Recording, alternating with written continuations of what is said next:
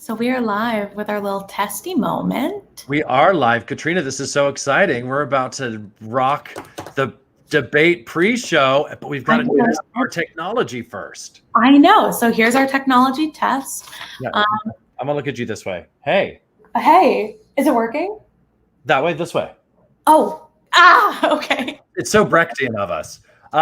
Stay tuned. We're back. We're here in 5 minutes time for a killer all-star Broadway sessions presidential debate pre-show you don't want to miss. And then we are in it to win it with Broadway for Biden and Broadway Unlocked. So come back in a minute.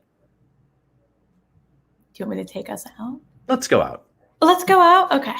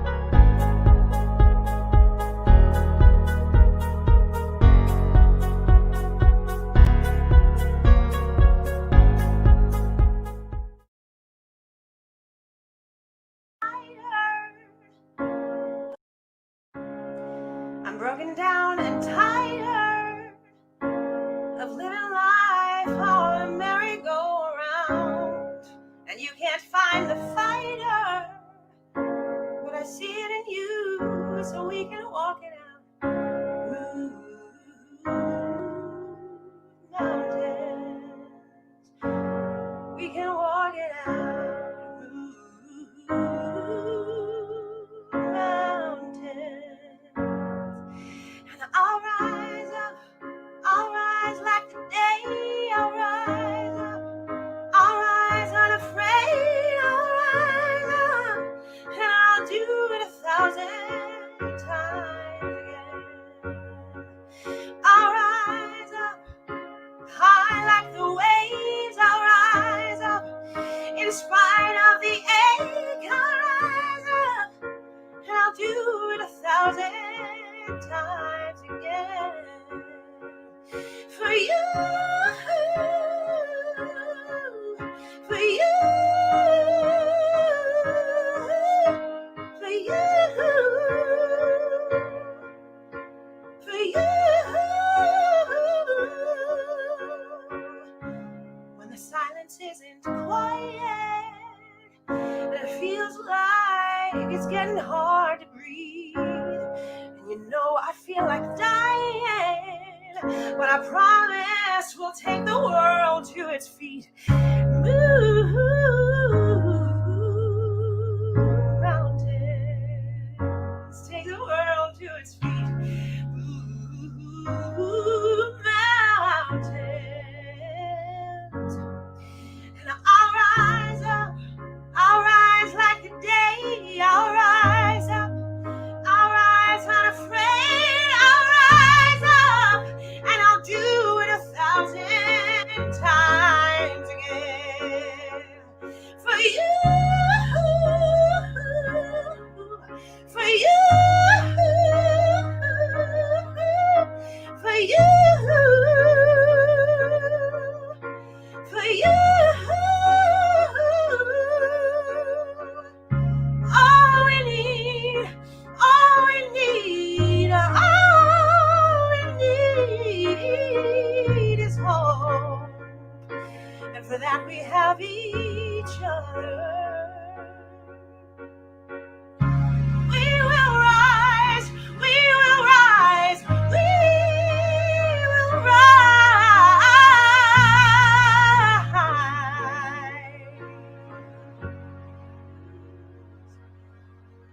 And I'll rise up, rise like the day, I'll rise up, in spite of the ache, I'll rise up, and I'll do it 1,000 times again. And we'll rise up, high like the waves, we'll rise up, in spite of the ache, we'll rise up, and we'll do it 1,000 times again. For you, for you, for you, for you.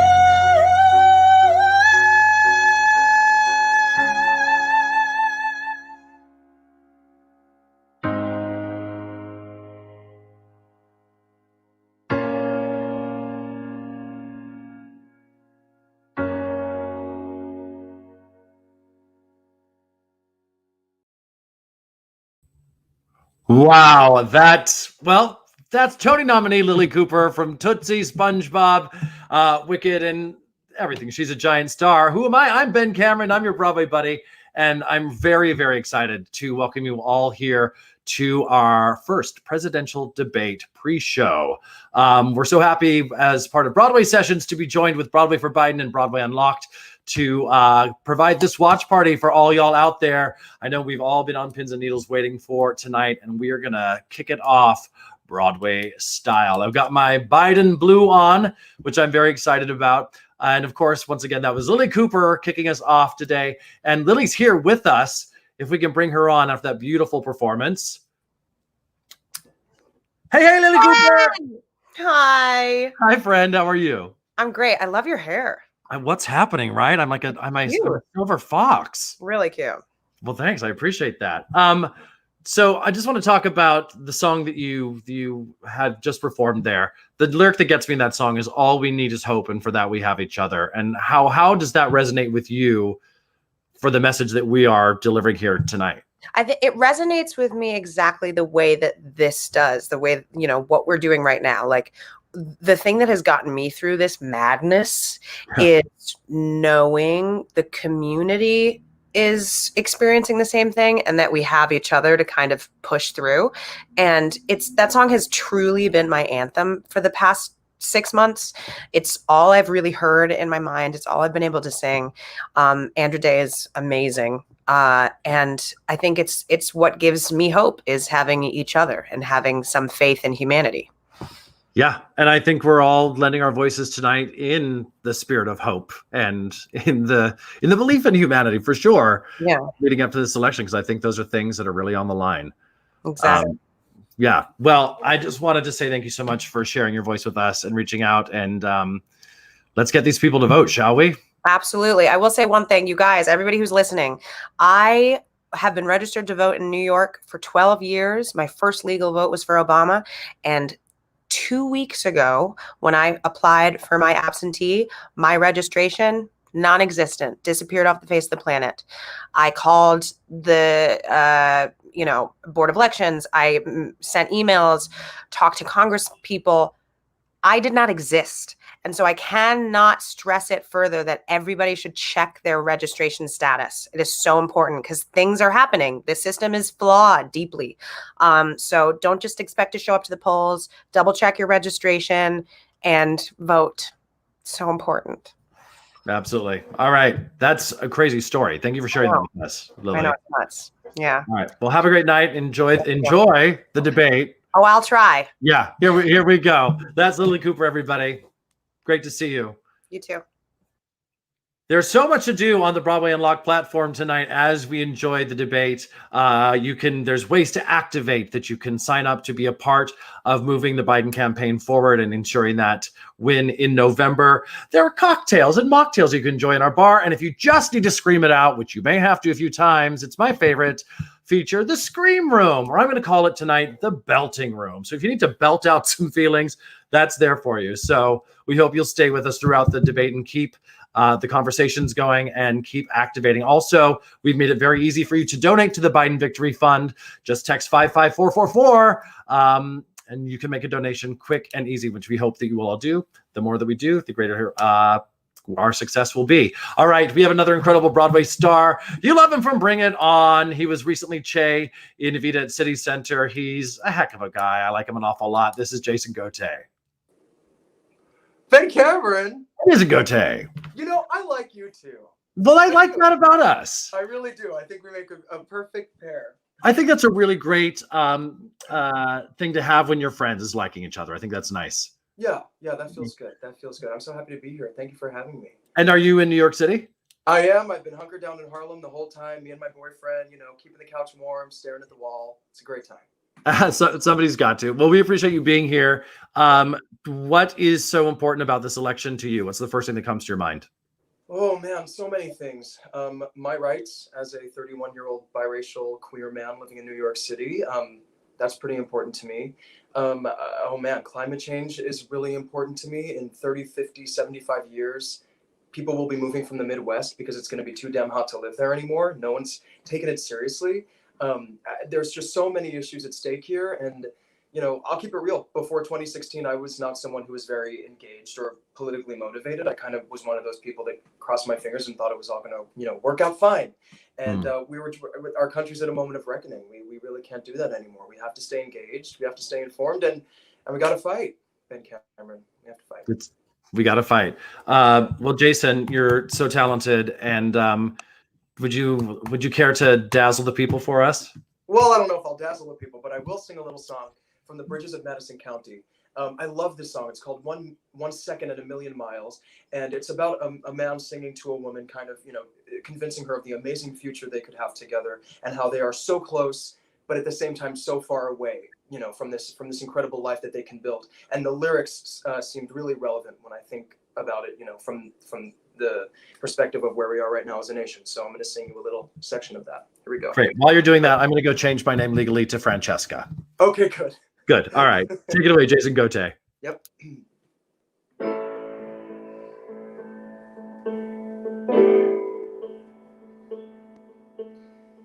I can't tell you I know what the answer will be. Who knows anything? I just look in those eyes. You've got so much to see. Let me show you there's crowds and camels and hillsides to climb. All I know isn't all of the time. From man's first breath to God's last morning, you and I are just one second turning by in one split second. You and I are just 1 second and a million miles to go.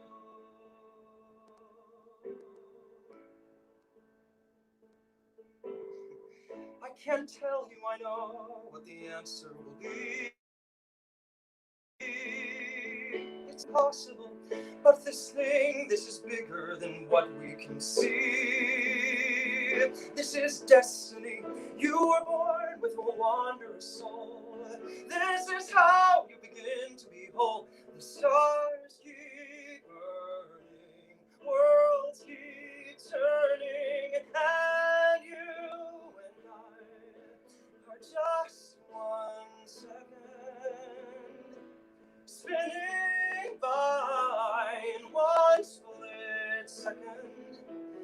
You and I have just 1 second and a million miles to go.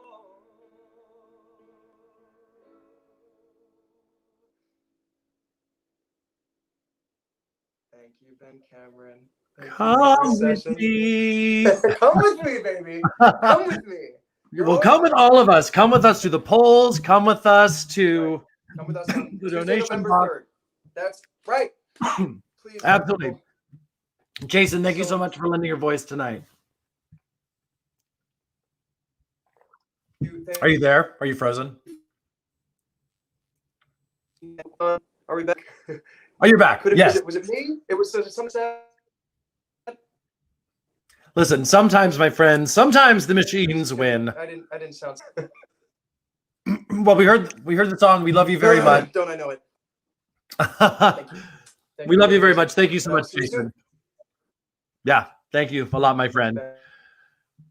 Next up to join the pre-show party, you know her, you love her, from Heathers, from Mean Girls, holy moly, Barrett Wilbert Weed. Girl, what's Girl. up? Girl, okay, good. So you're playing it strong like Miss Cooper. You've got your wine at the ready. Here. Oh, you want to see what else I'm working on? Yeah. This is like, because we got to do things with our hands to keep our brains busy and to keep from crying. So this is what Yes. I'm working on. This is a little sampler. This is my new hobby, and it says, show up, be true, be kind, keep going. I like this. I feel like this is a mantra for tonight. Is that full-blown cross stitch? This is it's like embroidery. This is like, started doing this backstage at Mean Girls to like keep my brain awake, and so now I'm doing it in my real life. Well, and I'm guess what? embroidering all my jackets. Well, if not now, when? Exactly. This is the time. So How are Barrett, you? What's have going on? nothing much. We're out here fighting the fight, and we're Yeah. telling people we need that money going into the Biden Victory Fund. We sure do. We're so happy to be working with Broadway for Biden.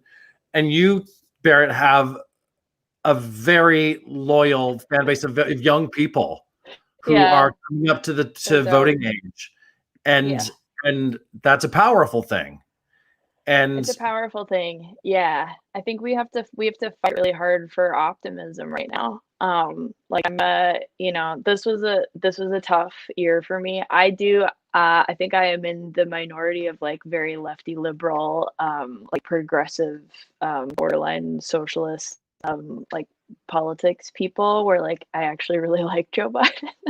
um his history is not ideal. Like, let's be honest, there is some tricky shit, but I also feel that when you've been in politics for this long, like you're bound to screw up. And I think the important thing is like he has voted for some weird stuff in the past, but he's been vocal about it, and he's been vocal about that not being his standpoint anymore, which is what's yeah, important to me.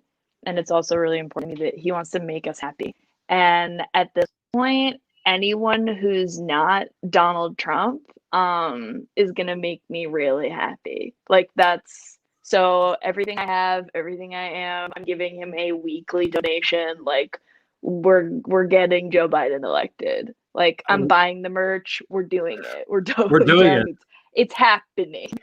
Now, what would you say to young people? Because young people in this day and age tend to be so much more informed, at least when I was a kid, I obviously know, with right? social media, and they're so savvy. Mhm. What would your piece of advice be to young people who need to have difficult conversations about this election with maybe family members? My advice would be actually to hold off on those conversations until Okay. they get voted. I think there is such a massive generational divide, um, between like I cannot believe there are people, like I feel very lucky. I'm living with my mom right now, thank God, and we're very like-minded when it comes to politics. I cannot believe that people are living in the same homes as Trump supporters right now. And I think if you're underage and you're in a scary position in your house, like you have to gauge the situation for like, is this a debate I'm gonna win with my Mm, parents or with my mm, relatives? Or is this like I'm not gonna tell, like a queer teenager from the Midwest, like have that debate with your parents who are on the fence about kicking you out of their house to begin with. Like if that is your sure. situation, just like make sure that you are registered to vote, wear a mask, wash your hands, make sure that you go to vote in person, and like God bless, and like you have my support. But also if you're someone like me where like, I am an adult white woman, and like if my parents were Trump supporters, thank God that my mother is not, but if they were, I would be having that fight daily. Yeah. Because basically, I mean, what it all comes down to for me is like, what is the decent thing to do? And um Period. and also like to quote Spring Awakening, like what's best, what is it? What's best for each of us is what's best for all of us. And Yeah. also like for all of you, Bible thumpers out there, like there before the grace of God go I. Like anybody who is in a terrible position right now could literally be any of us, regardless of who you are, what your values are, what race you are, what gender you are. You know, anything terrible that can happen to someone else in this country can also happen to you. So voting in your own best interest really means voting in the best interest of everyone else, because it's a slippery slope. Like we've seen this time and again throughout history, and like do not repeat Yeah. mistakes that have already been made. And I know that sounds very like doom and gloom, but like that is the situation that we are in. Yeah. This is Period. this is bad. Yeah. This just This in. is It's too bad. bad. Yeah. We got to make it This is right. this is bad. So like you gotta Yeah. vote, you gotta get registered. I was watching when Lily was on, and I've heard that story so many times where people who are registered to vote show up and they're not registered. So I want to plug ResistBot really quickly. Cool. It is the world's easiest tool. The number that you text is escaping me right now, but it is on my my Instagram feed. And you literally can sit on your phone and text vote to some numbers. And I'm gonna look it up right now, actually, so that I'm not giving you useless information. Um, but yeah, I mean, it's a very easy app to use. It's a very easy thing to do. You text vote to 50409. And the little robot will, if you're gentle with it, it will help you get registered to vote. It will help you check your registration. It will give you all the information that you need. And you can also sign some really helpful petitions. Love it. But yeah. And be gentle with the robot, my friends. Barrett, thanks for coming up and lending your voice to this. Thanks for having me. Yeah, great to see you. See you in the scream room. Bye. Yes, that's where I'll be, screaming it out. Bye. We have another friend with us tonight from the great Comet, Lion King, Hamilton. I mean, forget about it. Blaine Alden Krause. Hey! Hey, friend. I just want to say that I privately told Ben that his hair looked amazing. So let me publicly say it to join the echo chamber. It looks good. What a great moment for me tonight. This is wonderful. I've got my Biden blue bow tie and I'm getting Drink a shot every time Ben Cameron has been told how great he looks. I'll do it. Absolutely. Blaine, what are you going to sing for us tonight? I'm going to do a little bit of What's Going On, Marvin Gaye. That feels very on point to Yeah. me. Yeah. I'm gonna let you jump right to it. Okay. Take it away. Blaine Krause, everyone.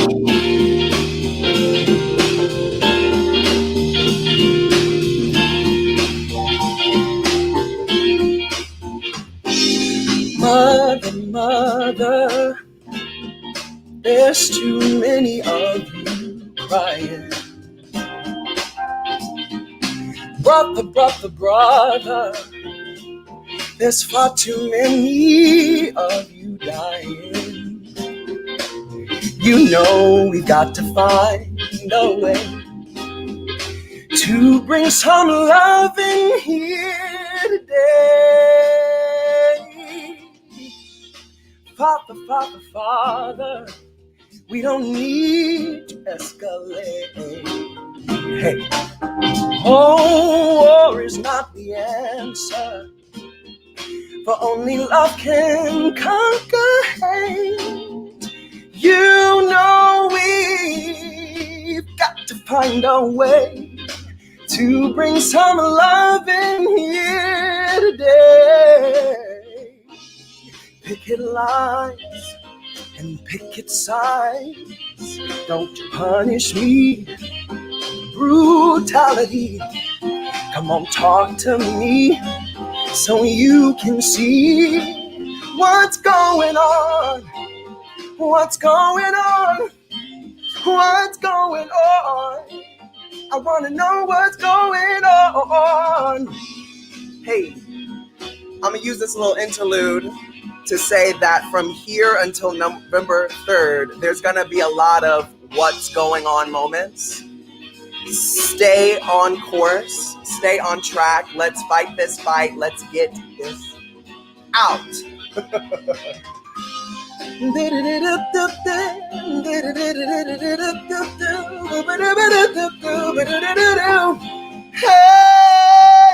mother, mother, mother, everybody thinks wrong, but who are they to judge?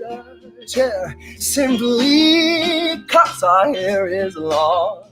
You know we gotta find a way to bring some love in here today. Picket lines and picket signs. Don't you punish me with brutality. Come on, talk to me so you can see what's going on. What's going on? What's going on? I want to know what's going on. Yeah. And then there's a lot of instrumental, but you know. Listen, I just want to move into that voice. I'm going to set up shop and just have that voice near my hair. Blaine, you're awesome. Thanks for being with us tonight. Thank you. Get into that debate. Let's do it. Love. Let's do it. All right. Bye. All right. She joined us for the Belting for Biden events not too long ago. You love her from Hamilton and you love her from Matilda, Betsy Struxness. Hi. Hi, Betsy. I'm going to say, everybody, like everybody else, look at your hair, Ben. It looks so good. This is really working out for me. So, Betsy, we're playing a little bit of Beat the Clock. So I'm going to give you like 10 seconds to tell the people what we're about to show them? Oh, so I made a little video based on get out and stay out from 9 to 5. It very much reflects my feelings about the upcoming election and how I think it should turn out, Joe Biden.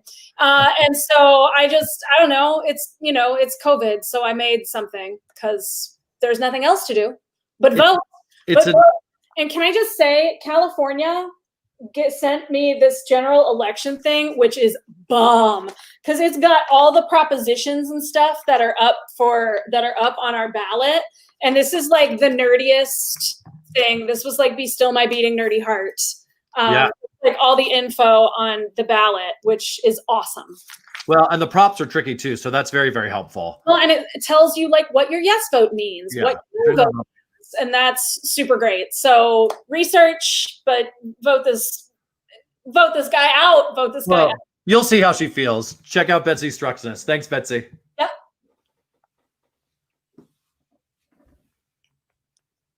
Oh, poof. Well, I can. Oh, here we go. There you are.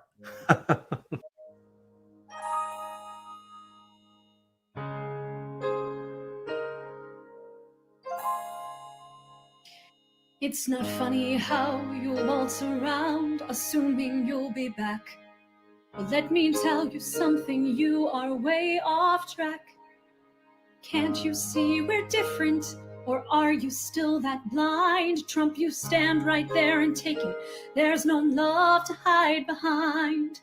Well, we're here to tell you that we're really feeling strong. We're doing so much better and are out to prove you wrong. To get out in space, our own place to think and dream and plan. Took us no time to realize we do not need that man.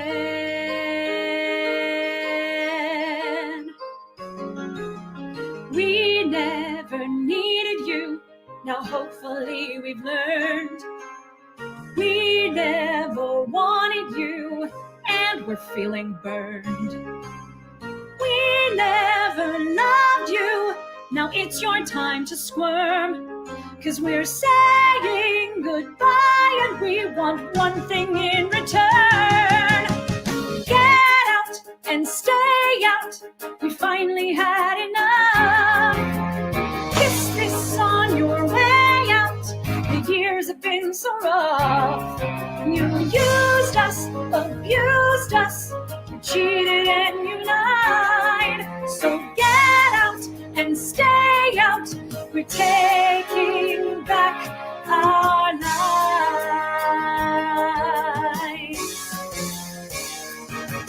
Don't wonder what you'll do when you're not around. Now that the polls have us up and have you down. You've always been crying fake news throughout the years to stroke your endless ego and stoke white nationalist fears. So get out and stay out.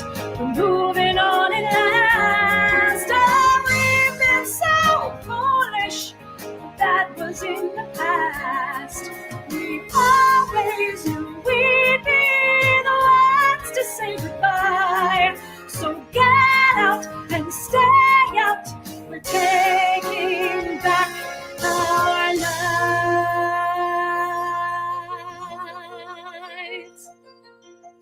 Dreams and plans are in the making. Success is out there for the taking.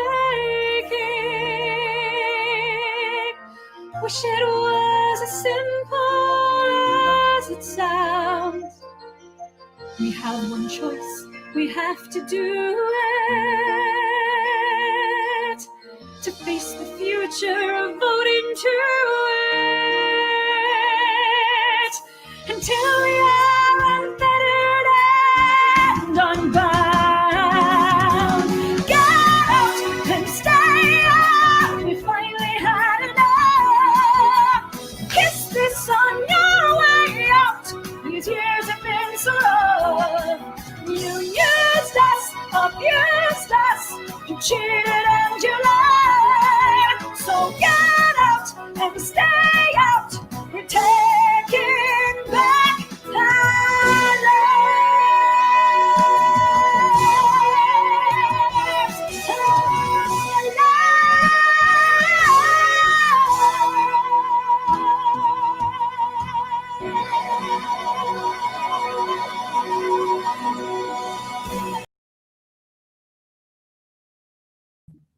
That's what we're here to do. We're going to take back our lives, take back our country. This is Stephanie Israelson from Broadway for Biden. This is so exciting, and this is a watch party. Tell us about it, Stephanie. Okay, so we're right here on this stage, but to your left, you're going to see the mezzanine. In the mezzanine, if the debate is getting to you, would I suggest open up another tab so you don't miss the debate? Come into the mezzanine. If you need a drink, we have a bar. Yes, we have a bartender there to help get you through the night, make a mixed drink for you. We have a scream room. That's where you'll find me going, oh my God! And then we'll have an activation room. This is getting you pissed off, you are going to go to the activation room. You're going to sign up for a phone bank. You're going to sign up for our town halls to be educated about the election, get involved with Broadway for Biden, and want to get involved further. There's the Get Involved button. Sign up for our phone banks there. Donate, because the way to win elections in this country, unfortunately, is with money. So we need your donations. Whatever you can give at this moment in time is enough. So please, let's enjoy the debate. Find me in the scream room, okay? All right, let's do this. First presidential debate. Joe Biden, we've got your back, man. Here we go. Thank you to all of our guests.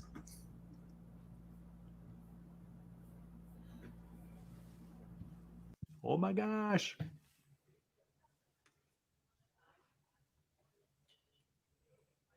Looks like we are in a holding pattern.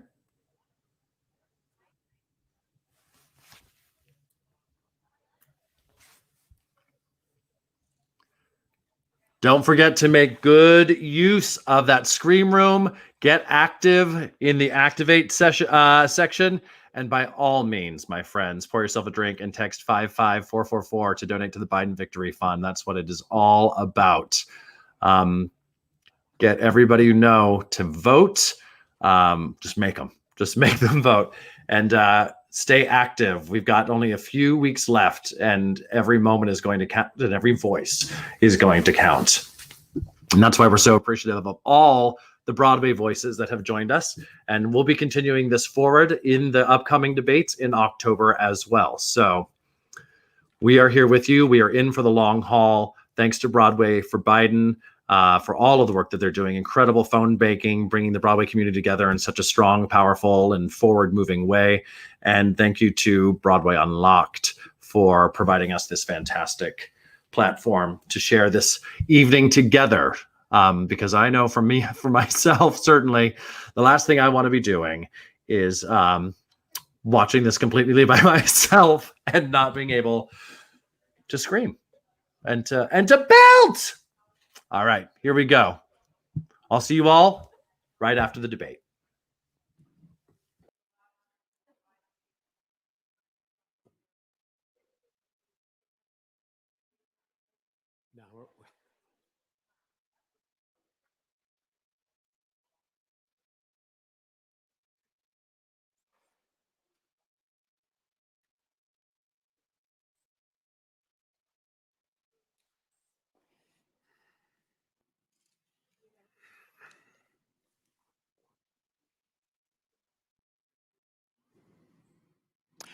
Good evening from the Health Education campus of Case Western Reserve University and the Cleveland Clinic. I'm Chris Wallace of Fox News, and I welcome you to the first of the 2020 presidential debates between President Donald J. Trump and former Vice President Joe Biden. This debate is sponsored by the Commission on Presidential Debates. The commission has designed the format, 6 roughly 15-minute segments with 2-minute answers from each candidate to the first question, then open discussion for the rest of each segment. Both campaigns have agreed to these rules. For the record, I decided the topics and the questions in each topic. I can assure you, none of the questions has been shared with the commission or the 2 candidates. This debate is being conducted under health and safety protocols designed by the Cleveland Clinic, which is serving as the health security advisor to the commission for all 4 debates. As a precaution, both campaigns have agreed the candidates will not shake hands at the beginning of tonight's debate. The audience here in the hall has promised to remain silent. No cheers, no boos or other interruptions, so we, and more importantly you, can focus on what the candidates have to say. No noise except right now, as we welcome the Republican nominee, President Trump, and the Democratic nominee, Vice President Biden.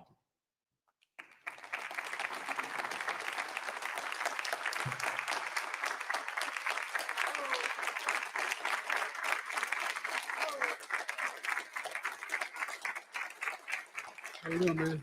How are you? I'm well.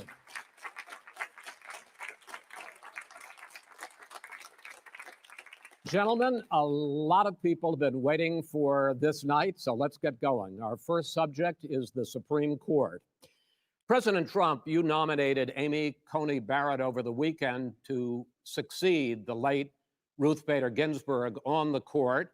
You say the Constitution is clear about your obligation and the Senate's to consider a nominee to the court. Vice President Biden, you say that this is an effort by the president and Republicans to jam through an appointment and what you call an abuse of power. My first question to both of you tonight: why are you right in the argument you make and your opponent wrong? And where do you think a Justice Barrett would take the court? President Trump, in this first segment, you go first, 2 minutes. Thank you very much, Chris. I will tell you very simply, we won the election. Elections have consequences. We have the Senate, we have the White House, and we have a phenomenal nominee, respected by all, top academic, good in every way, good in every way. In fact, some of her biggest endorsers are very liberal people from Notre Dame and other places. So I think she's going to be fantastic. We have plenty of time. Even if we did it after the election itself. I have a lot of time after the election, as you know. So I think that she will be outstanding. She's going to be as good as anybody that has served on that court. We really feel that. We have a professor at Notre Dame, highly respected by all, said she's the single greatest student he's ever had. He's been a professor for a long time at a great school. And we won the election, and therefore we have the right to choose her. And very few people knowingly would say otherwise. And by the way, the Democrats, they wouldn't even think about not doing it. If they had, the only difference is they try and do it faster. There's no way they would give it up. They had Merrick Garland, but the problem is they didn't have the election. So they were stopped. And probably that would happen in reverse also. Definitely would happen in reverse. So we won the election, and we have the right to do it, Chris. President Trump, thank you. Same question to you, Vice President Biden. You have 2 minutes. Well, first of all, thank you for doing this, and looking forward to this, Mr. President. Thank you, Joe. The American people have a right to have a say in who the Supreme Court nominee is, and that say occurs when they vote for a United States senators and when they vote for the President of the United States. They're not going to get that chance now because we're in the middle of an election already. The election has already started. Tens of thousands of people have already voted. And so the thing that should happen is we should wait. We should wait and see what the outcome of this election is, because that's the only way the American people get to express their view is by who they elect as president and who they elect as vice president. Now, what's at stake here is the president's made it clear he wants to get rid of the Affordable Care Act. He's been running on that, he ran on that, and he's been governing on that. He's in the Supreme Court right now trying to get rid of the Affordable Care Act, which will strip 20 million people from having insurance, health insurance now, if it goes into court. And the justice, and I'm not opposed to the justice. She seems like a very fine person. But she's written before she went on the bench, which is her right, that she thinks that the Affordable Care Act is not constitutional. The other thing that's on the court, and if it's struck down, what happens? Women's rights are fundamentally changed. Once again, a woman could be pay more money because she has a pre-existing condition of pregnancy. They were able to charge a woman more for the same exact procedure a man gets. And that ended when we, in fact, passed the Affordable Care Act. And there's 100 million people who have pre-existing conditions, and they'll be taken away as well. Those pre-existing conditions, the insurance companies are going to love this. And so it's just not appropriate to do this before this election.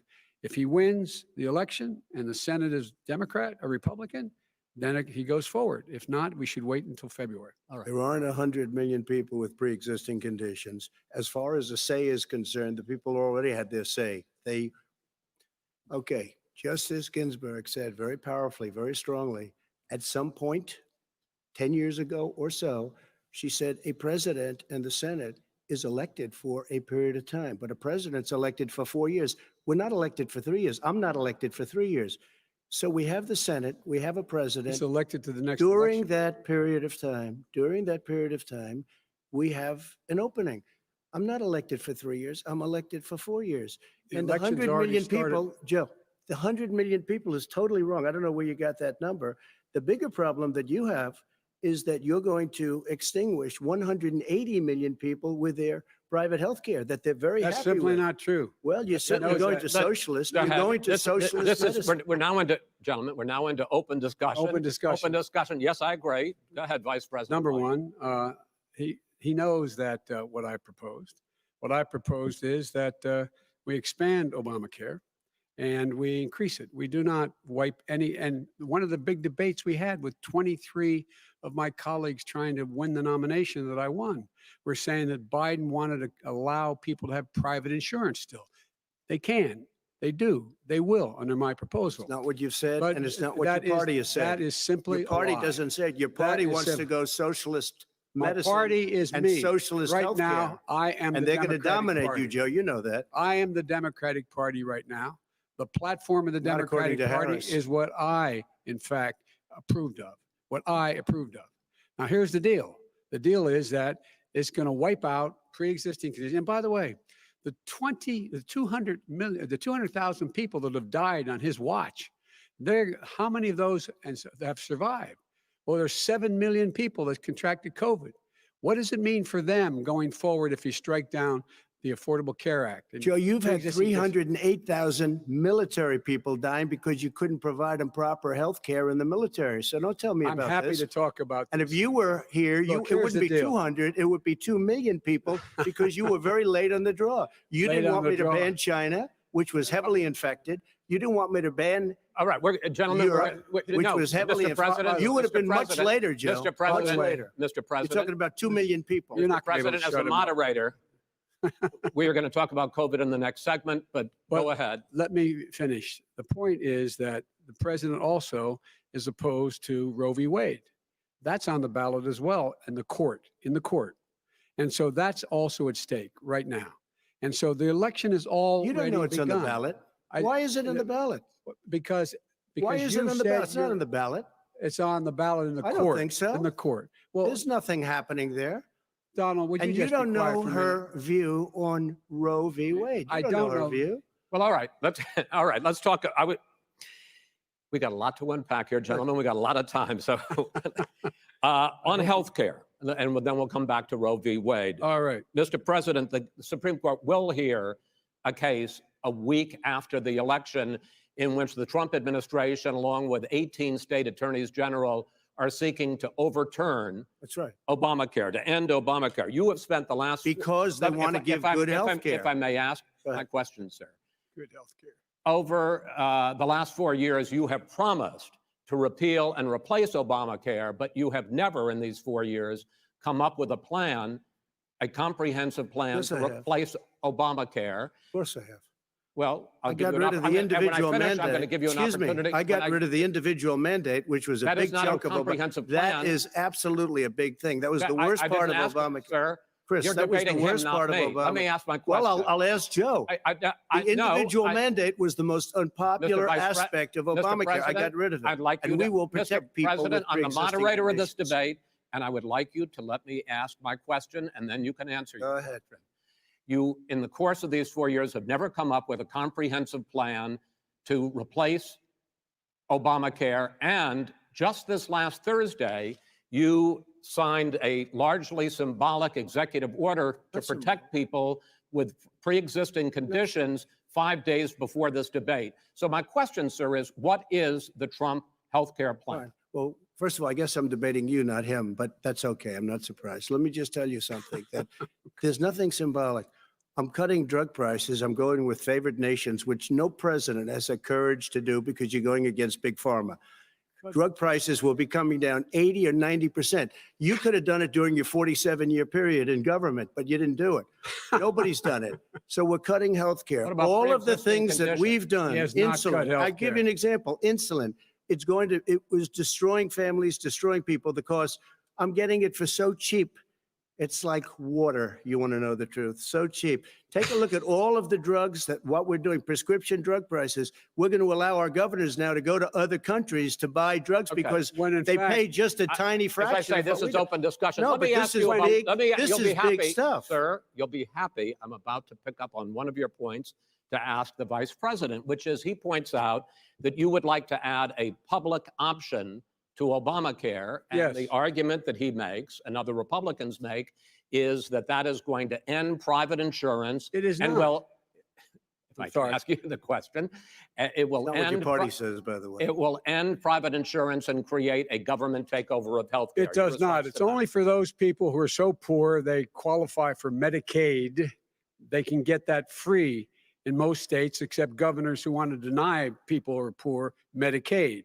Anyone who qualifies for Medicare would, Medicaid would automatically be enrolled in the public option.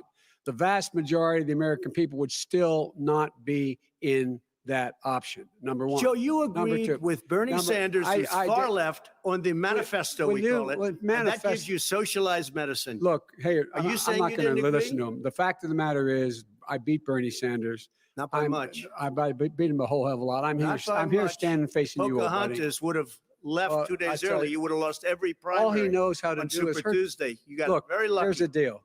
I got very lucky. I'm going to get very lucky tonight as well. And tonight I'm going to With make what? sure because With what? here's the deal. Here's the deal. The fact is that everything he's saying so far is simply a lie. I'm not here to call out his lies. Everybody knows he's a liar. But you I just agreed. want to Hey, make Joe, sure. Joe, you're the liar. I want to make sure. Graduated last in your class, not first in your class. I want to make Mr. sure. President, can you let him finish, sir? No, he doesn't know how to do that. He has, You'd be you know, surprised. you pick You'd be surprised. the Go ahead, wrong Joe. guy, Go, the wrong Joe, night at go. the wrong time. Listen, you agreed with Here's the Bernie deal. Sanders to the The manifesto. whole idea. Let Now you're him. disavowing it. There Go ahead. is no manifesto. Number Please one. let him speak, Mr. Number two. You just lost the left. Number two. You just lost the left. You agreed with Bernie Sanders on a plan.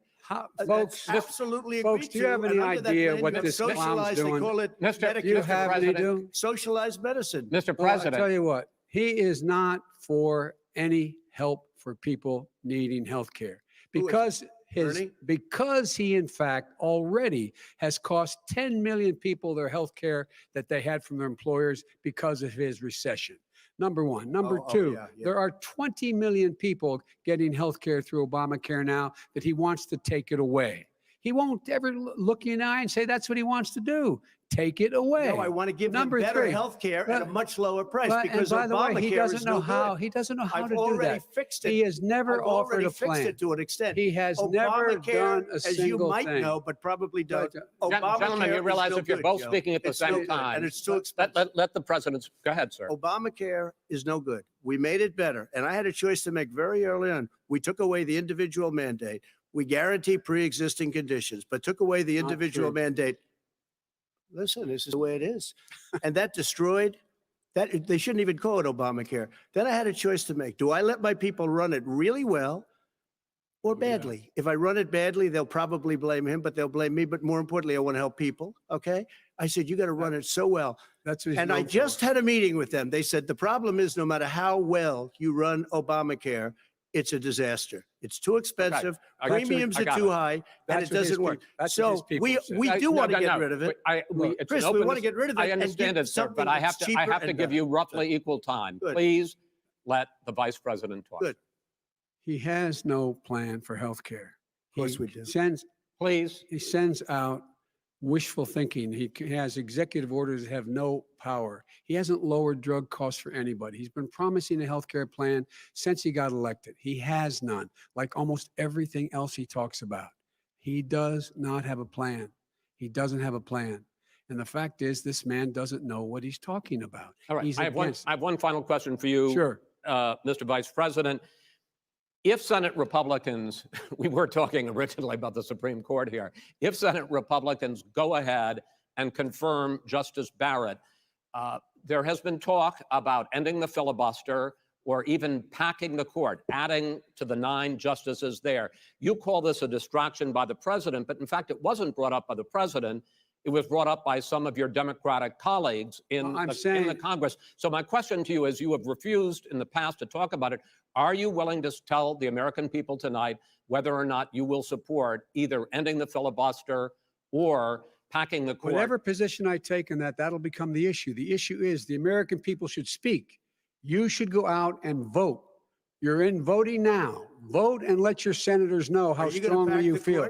Vote now. Are you gonna pack the Make court? sure you, in fact, let people know He doesn't want you're to a answer the senator. question. I'm not going to answer the question Why because would you answer that because question? the You wanna question put a lot of is the new question Supreme Court is justices, the radical question- left. Will you Who shut is up, your, man? listen, who is on your list, Joe? This Who's is on your so list? Right, gentlemen, This is- I think This we've is ended so this. He's going to pack the unprecedented. court. We Now have he's end- not no, no. going to give a list. We have ended this segment. We're going to move on to the second segment. That was really a productive segment, wasn't it? Keep yapping, man. The people understand, Joe. They sure do. 47 years you've done nothing. They understand. Oh, All right. The second subject is COVID-19, which is an awfully serious subject. So let's try to be serious about it. We have had more than 7 million cases of coronavirus in the United States, and more than 200,000 people have died. Even after we produce a vaccine, experts say that it could be months or even years before we come back to anything approaching normal. My question for both of you is, based on what you have said and done so far and what you have said you would do starting in 2021, why should the American people trust you more than your opponent to deal with this public health crisis going forward? In this case, the question goes to you first, sir. 2 minutes uninterrupted. Good luck. 200,000 dead. As you said, over 7 million infected in the United States. We, in fact, have 5%, 4% of the world's population, 20% of the deaths. 40,000 people a day are contracting COVID. In addition to that, about between 750 and 1,000 people a day are dying. When he was presented with that number, he said, it is what it is. Well, it is what it is because you are who you are. That's why it is. The president has no plan. He hasn't laid out anything. He knew all the way back in February how serious this crisis was. He knew it was a deadly disease. What did he do? He's on tape as acknowledging he knew it. He said he didn't tell us or give people a warning of it because he didn't want to panic the American people. You don't panic. He panicked. In addition to that, what did he do? He went in and we were insisting that the Chinese, the people we had on the ground in China should be able to go to Wuhan and determine for themselves how dangerous this was. He did not even ask Xi to do that. He told us what a great job Xi was doing. He said we owe him a debt of gratitude for being so transparent with us. And what did he do then? He then did nothing. He waited and waited and waited. He still doesn't have a plan. I laid out back in March exactly what we should be doing. And I laid out again in July what we should be doing. We should be providing all the protective gear possible. We should be providing the money the House has passed in order to be able to go out and get people the help they need to keep their businesses open schools. It costs a lot of money. You should get out of your bunker and get out of the sand trap and get in your golf course and go in the Oval Office and bring together the Democrats and Republicans and fund what needs to be done now to save lives. So if we would have listened to you. You have 2 minutes, sir. If we would have listened to you, the country would have been left wide open. Millions of people would have died, not 200,000. And one person is too much. It's China's fault. It should have never happened. They stopped it from going in, but it was China's fault. And by the way, when you talk about numbers, you don't know how many people died in China. You don't know how many people died in Russia. You don't know how many people died in India. They don't exactly give you a straight count, just so you understand.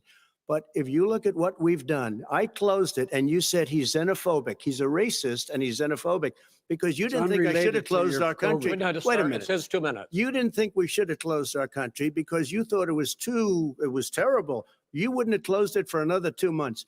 By my doing it early, in fact, Dr. Fauci said, President Trump saved thousands of lives. Many of your Democrat governors said, President Trump did a phenomenal job. We worked with the governor. Oh, really? Go take a look. The governors said I did a phenomenal job. Most of them said that. In fact, people that would not be necessarily on my side said that. President Trump did a phenomenal job. We did. We got the gowns. We got the masks. We made the ventilators. You wouldn't have made ventilators. And now we're weeks away from a vaccine. We're doing therapeutics already. Fewer people are dying when they get sick. Far fewer people are dying. We've done a great job. The only thing I haven't done a good job, and that's because of the fake news. No matter what you say to them, they give you bad press on it. It's just fake news. They give you good press. They give me bad press because that's the way it is, unfortunately. But let me just tell you something. I don't care. I've gotten used to it. But I'll tell you, Joe, you could never have done the job that we did. You don't have it in your blood. You could have never done that job. I know how to do the job. I know how to get the job Well, you done. didn't do very well in swine flu. H1N1, you were a disaster. Your own chief of staff said you were a disaster. 14,000 people died, not 200,000. There was A no very- economic recession. Sir, you made a There was far less there was no lethal recession. disease, you made a by the way. point. Let him answer. And there was no one, we didn't shut down the economy. This is his economy he's shut down. The reason it's shut down is because, look, you folks at home, how many of you got up this morning and had an empty chair at the kitchen table because someone died of COVID? How many of you were in a situation where you lost your mom or dad and you couldn't even speak to them? You had a nurse holding a phone up so you could, in fact, say goodbye. You would have lost far How more many people. people? Far That is- more people. And You would have been And by the way, months late. your own You were his months behind me, his Joe. own CDC director says we could lose as many as another 200,000 people between now and the end of the year. And he held up. He said, if we just wear a mask, we can save half those numbers. Just a mask. And by the way, in terms of the whole notion of a vaccine, we're for a vaccine, but I don't trust him at all, nor do you. I know you don't. What we trust is a scientist. You don't we trust Dr. Johnson Fauci. & Johnson, Pfizer? And Okay, by the way, gentlemen, let me move on to questions about the future because you both have touched on two of the questions I'm going to ask. Focusing on the future first, President Trump, you have repeatedly either contradicted or been at odds with some of your government's own top scientists. The week before last, the head of the Centers for Disease Control, Dr. Redfield, said it would be summer before the vaccine would become generally available to the public. You said that he was confused and mistaken. Those were your two words. Yeah. But Dr. Slaoui, the head of your Operation Warp Speed, has said exactly the same thing. Are they both wrong? Well, I've spoken to the companies and we can have it a lot sooner. It's a very political thing because people like this would rather make it political than save lives. God. It is a very political thing. I've spoken to Pfizer. I've spoken to all of the people that you have to speak to. We have great Moderna, Johnson & Johnson, and others. They can go faster than that by a lot. Become very political because the left, or I don't know if I call them you're left, I don't know suggesting what that I call the them. head of your Operation Warp Speed, Dr. Slaoui, I disagree with him. Yeah, no, I disagree with both of them.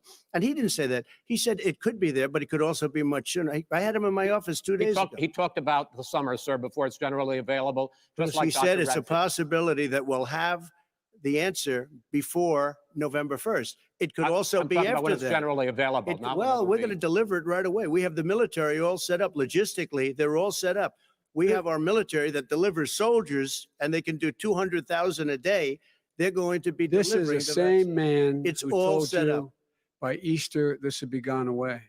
By the warm weather, it'd be gone. Miraculous, like a miracle. And by the way, maybe you could inject some bleach in your arm, and that would take care of it. This is the That same was man. said sarcastically. That was you him. know that. I That don't- was said sarcastically. And so here's the deal. This man is talking about a vaccine. Every serious company is talking about maybe having a vaccine done by the end of the year. But the distribution of that vaccine will not occur until sometime beginning or the middle of next year to get it out, if we get the vaccine. And pray God we will. Pray God we will. Mr. Vice President, I want to pick up You'll have on the that. vaccine I sooner want to than pick that. up on this question, though. You say the public can trust the scientists, but they can't trust President Trump. In fact, you said that again tonight. Your running mate, Senator Harris, goes further, saying the public health experts, quote, will be muzzled, will be suppressed. Given the fact that polls already show that people are concerned about the vaccine and are reluctant to take it, are you and your running mate, Senator Harris, contributing to that fear? No more than the question you just asked him. You pointed out.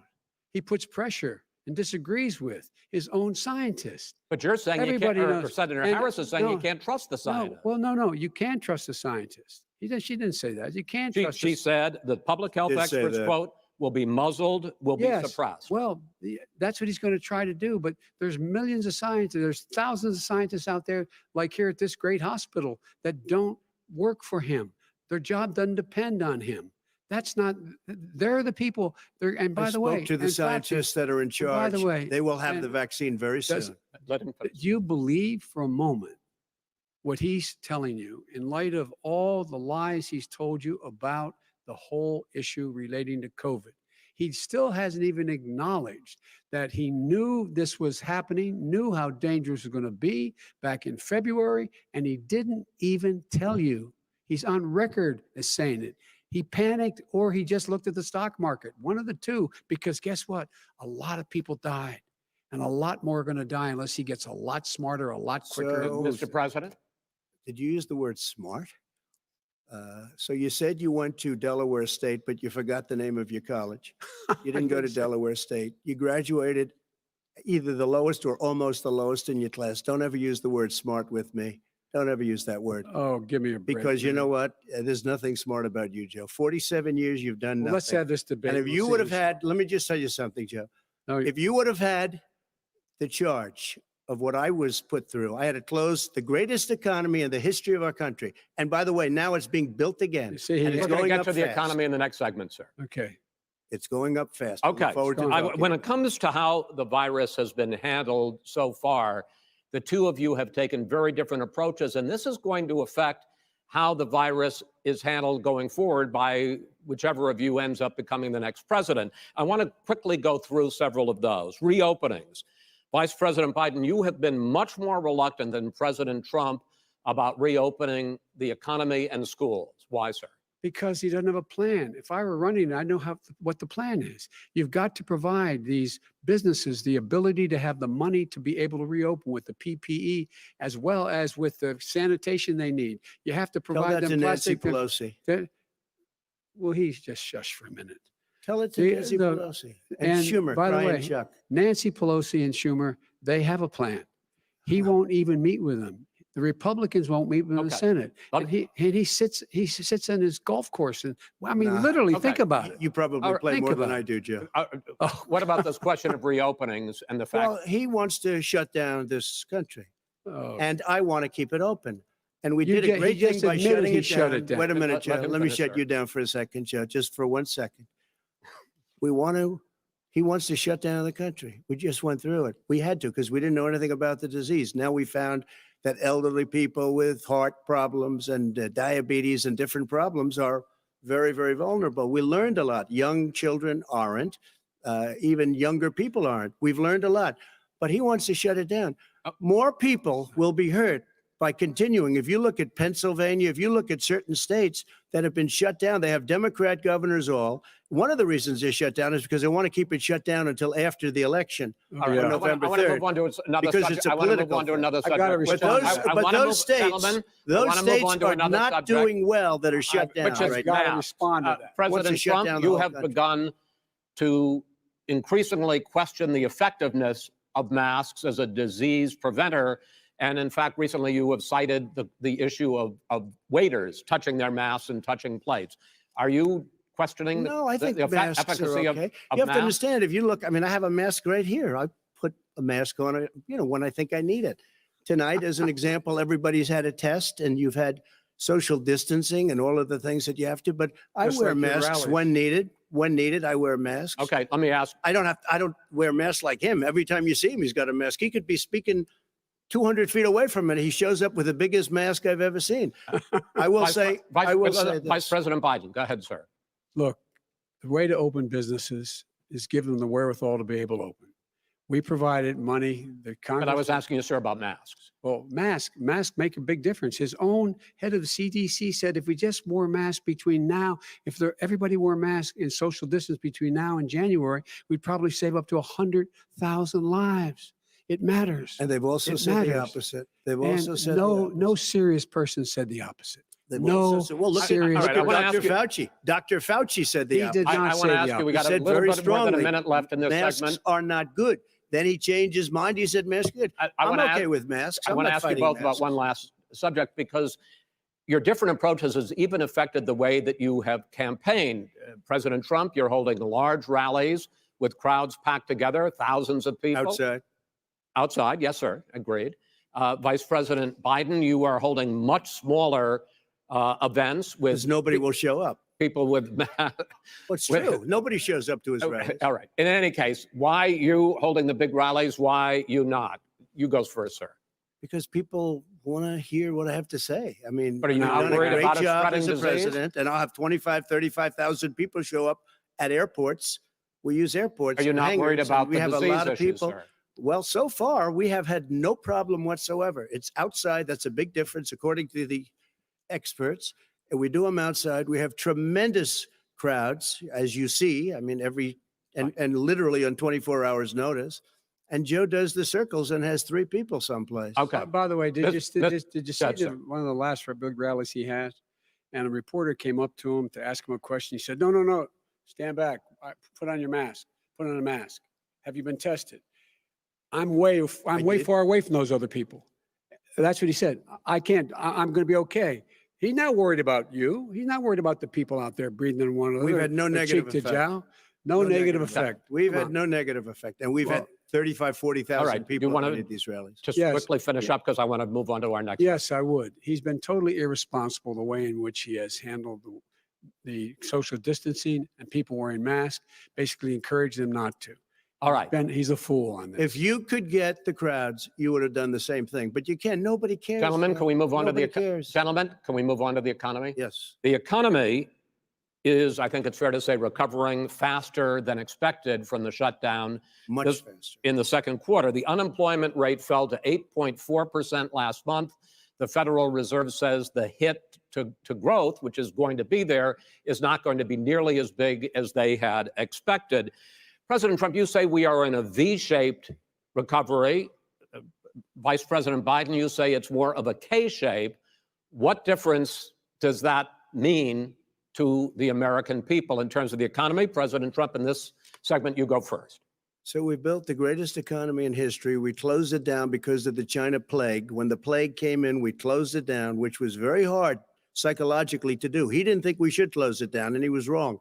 And again, 2 million people would be dead now instead of still 204,000 people is too much. One person is too much. Should have never happened from China. But what happened is we closed it down, and now we're reopening, and we're doing record business. We had 10.4 million people in a 4-month period that we've put back into the workforce.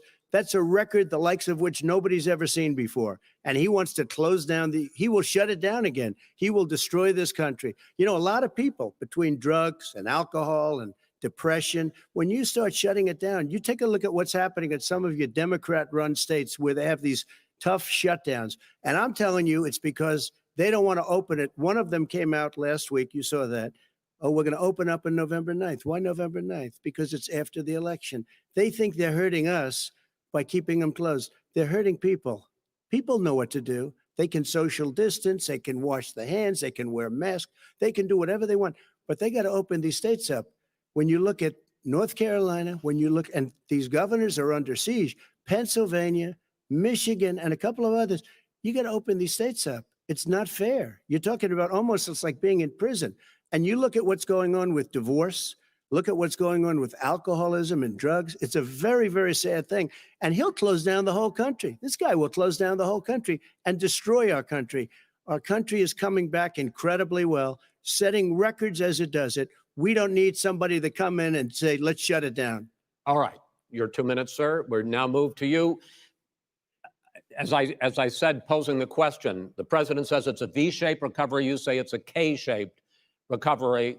What's the difference? The difference is millionaires and billionaires like him in the middle of the COVID crisis have done very well. Billionaires have made another $300 billion because of his profligate tax proposal, and he only focused on the market. But you folks at home, You folks living in Scranton and Claymont and all the small towns and working class towns in America, how well are you doing?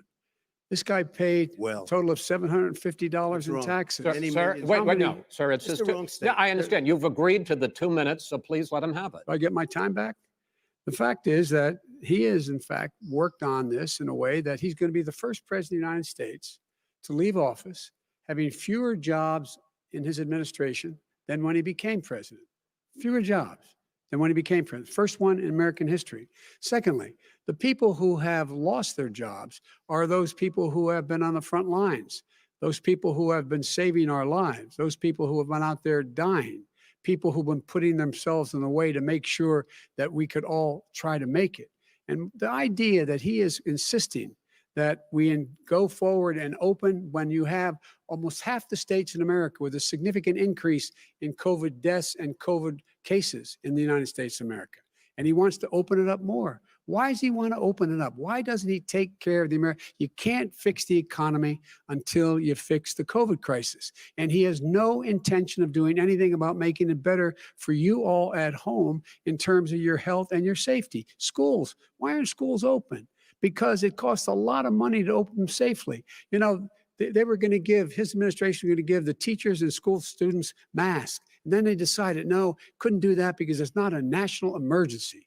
Not a national emergency. They've done nothing to help small businesses. Nothing. They're closing. 1 in 6 is now gone. He ought to get on the job and take care of the needs of the American people so we can open safely. All right. Your time is up, sir. We are going to get to... I have to respond to that. Well, you both had 2 minutes, sir. Excuse me, he made a statement. So did you. People want their schools. No, people want their schools open. They don't want to be shut down. They don't want their state shut down. They want their restaurants. I look at New York. It's so sad what's happening in New York. It's almost like a ghost town. And I'm not sure it can ever recover what they've done in New York. People want their places open. They want to get back to their lives. They'll be careful, but they want their schools open. I'm the one that brought back football. By the way, I brought back Big Ten football. It was me, and I'm very happy to do it.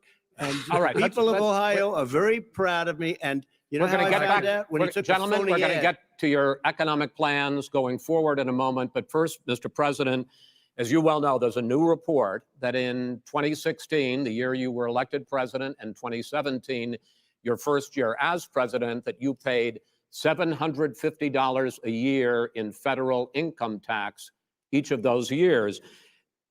I know that you pay a lot of other taxes, but I'm asking you the specific question. Is it true that you paid $750 in federal income taxes each of those 2 years? I paid millions of dollars in taxes, millions of dollars of income tax.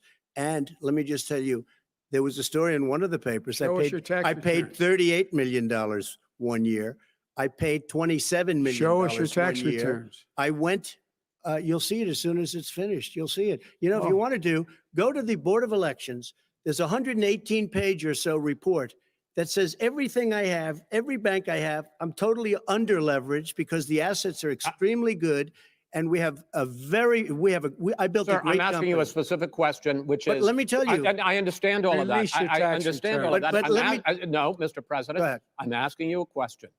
Will you tell us how much you paid in federal income taxes in 2016 and 2017? Millions of dollars. You paid millions of dollars? Millions of dollars. So yes. not 750. Millions of dollars. And you'll get to see it. You'll get to see it. But let me just tell you, Chris, let me just tell you something, that it was the tax laws. I don't want to pay tax. Before I came here, I was a private developer. I was a private business people. Like every other private person, unless they're stupid, they go through the laws, and that's what it is. He passed a tax bill that gave us all these privileges for depreciation and for tax credits. We build the building and we get tax credits, like the hotel on Pennsylvania Avenue. You get a massive, which, by the way, was given to me by the Obama administration, if you can believe that. Now, the man got fired right after that happened. But Vice President Biden, you want to respond? Yeah, I do want to respond.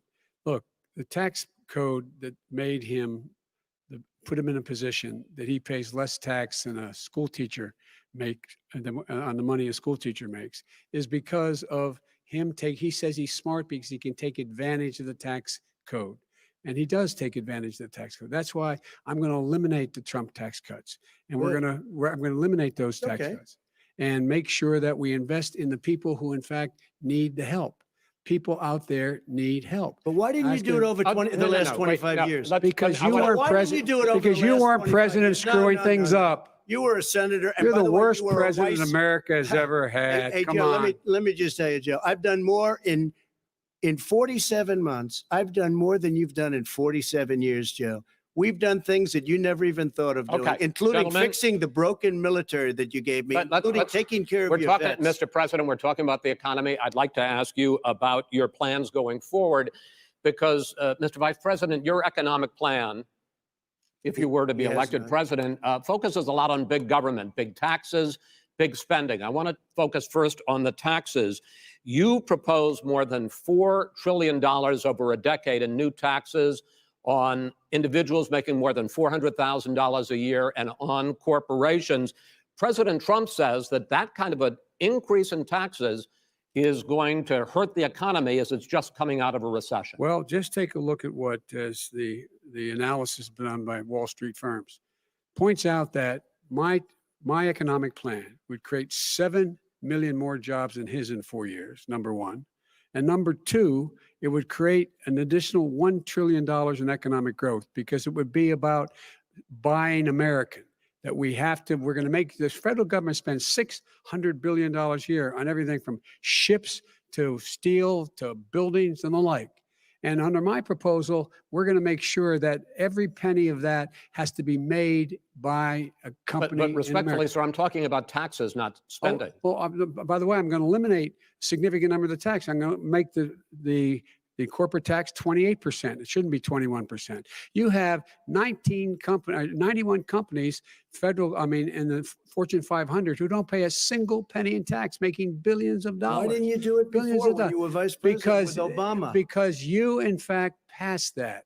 That was right. your I got tax it. proposal. I got it done. And you know what happened? Yeah, you got it done. Our economy boomed And, like it's never boomed. The economy is Mr. busted. President, Let me finish. Mr. President, let me pick up on that. You would continue your free market approach, lower taxes, more deregulation, correct? Not lower taxes for American people. But let me. Excuse me. But in Obama's, you talk about the economy booming. It turns out that in Obama's final 3 years as president, more jobs were created, 1.5 million more jobs than in the first 3 years of your presidency. They had the slowest recovery economic recovery since 1929. It was the slowest recovery. Also, they took over something that was down here. All you had to do is turn on the lights and you pick up a lot.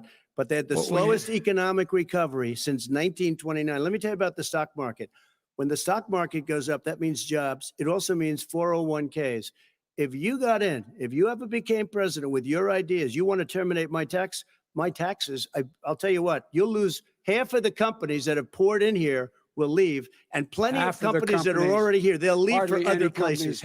They will leave, and you will have a depression, the likes of which you've never seen. Look, Mr. we Vice inherited the worst recession short of a depression in American history. I was asked to bring it back. We were able to have an economic recovery that created the jobs you're talking about. We handed him a booming economy. He blew it. It wasn't booming. booming. He blew it. It wasn't booming. It was the weakest recovery since 1929. Is it fair to say he blew it when fact, when there was record low unemployment before COVID? Yeah, but because what he did, even before COVID, manufacturing went in the hole. Excuse me, Chris. Wait. Number two. Chris. Number three. They said it would take. No, you're on number two. No. Chris. They said it would take a miracle to bring back manufacturing. I brought back 700,000 jobs. They brought back nothing. They gave up on manufacturing. Part of my standard fare. I'm the guy that brought back the automobile industry. All right, let him. We brought back. I was asked to bring back Chrysler and General Motors. We brought them back right here in the state of Ohio and Michigan. He blew it. They're gone. He blew it. And in fact, they're going. Ohio had the best year it's ever had last year. Michigan had the best year they've ever had. That is not Many true. car companies came in from Germany, from Japan, went to Michigan, went to Ohio. They're not having. And they didn't come in with you. Mr. Vice President, go ahead. And so you take a look at what he's actually done.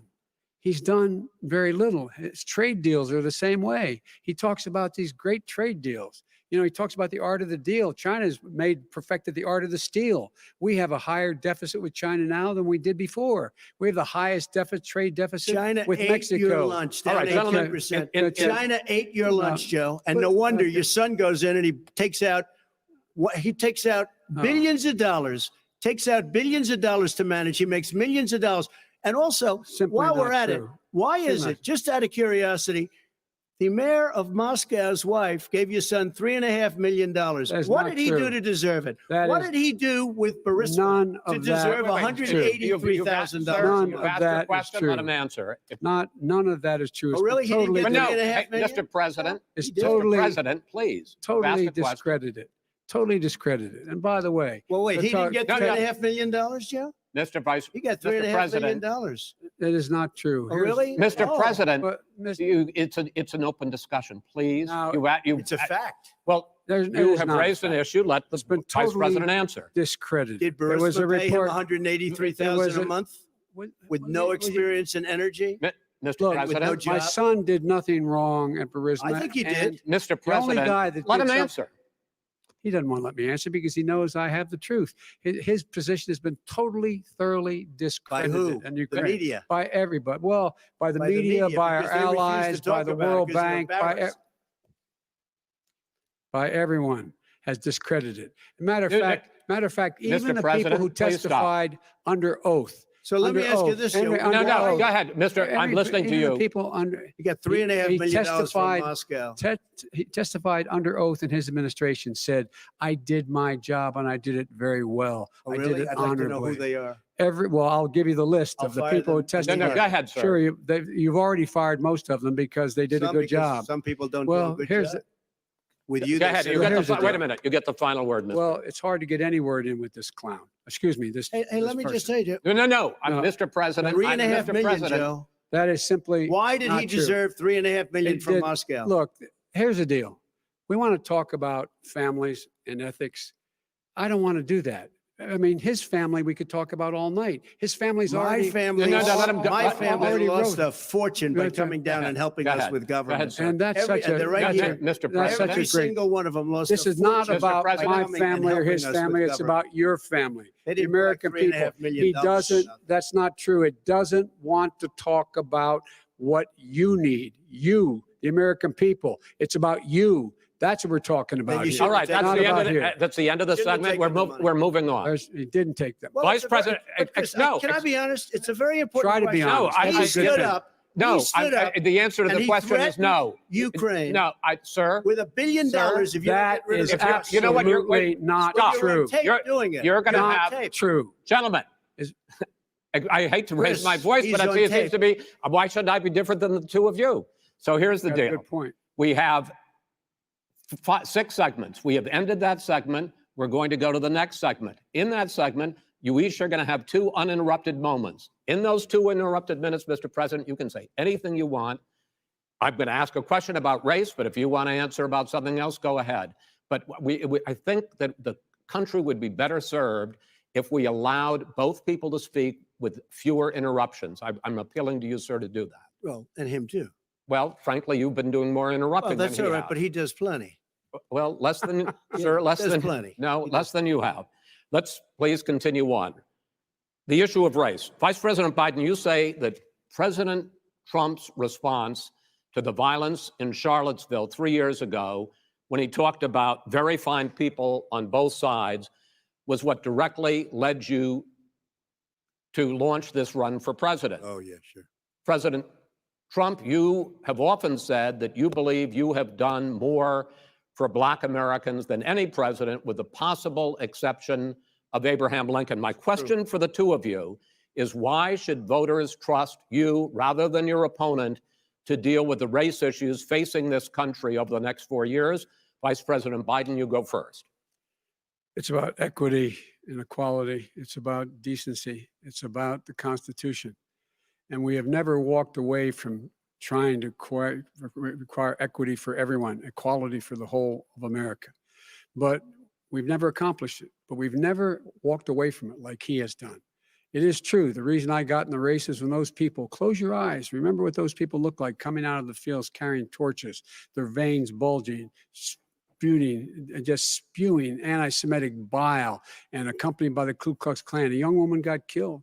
And they asked the president what he thought. He said there were very fine people on both sides. No president's ever said anything like that. It is whose Now, sir. second point I'd make to you is that when Floyd was killed, when Mr. Floyd was killed, there was a peaceful protest in front of the White House.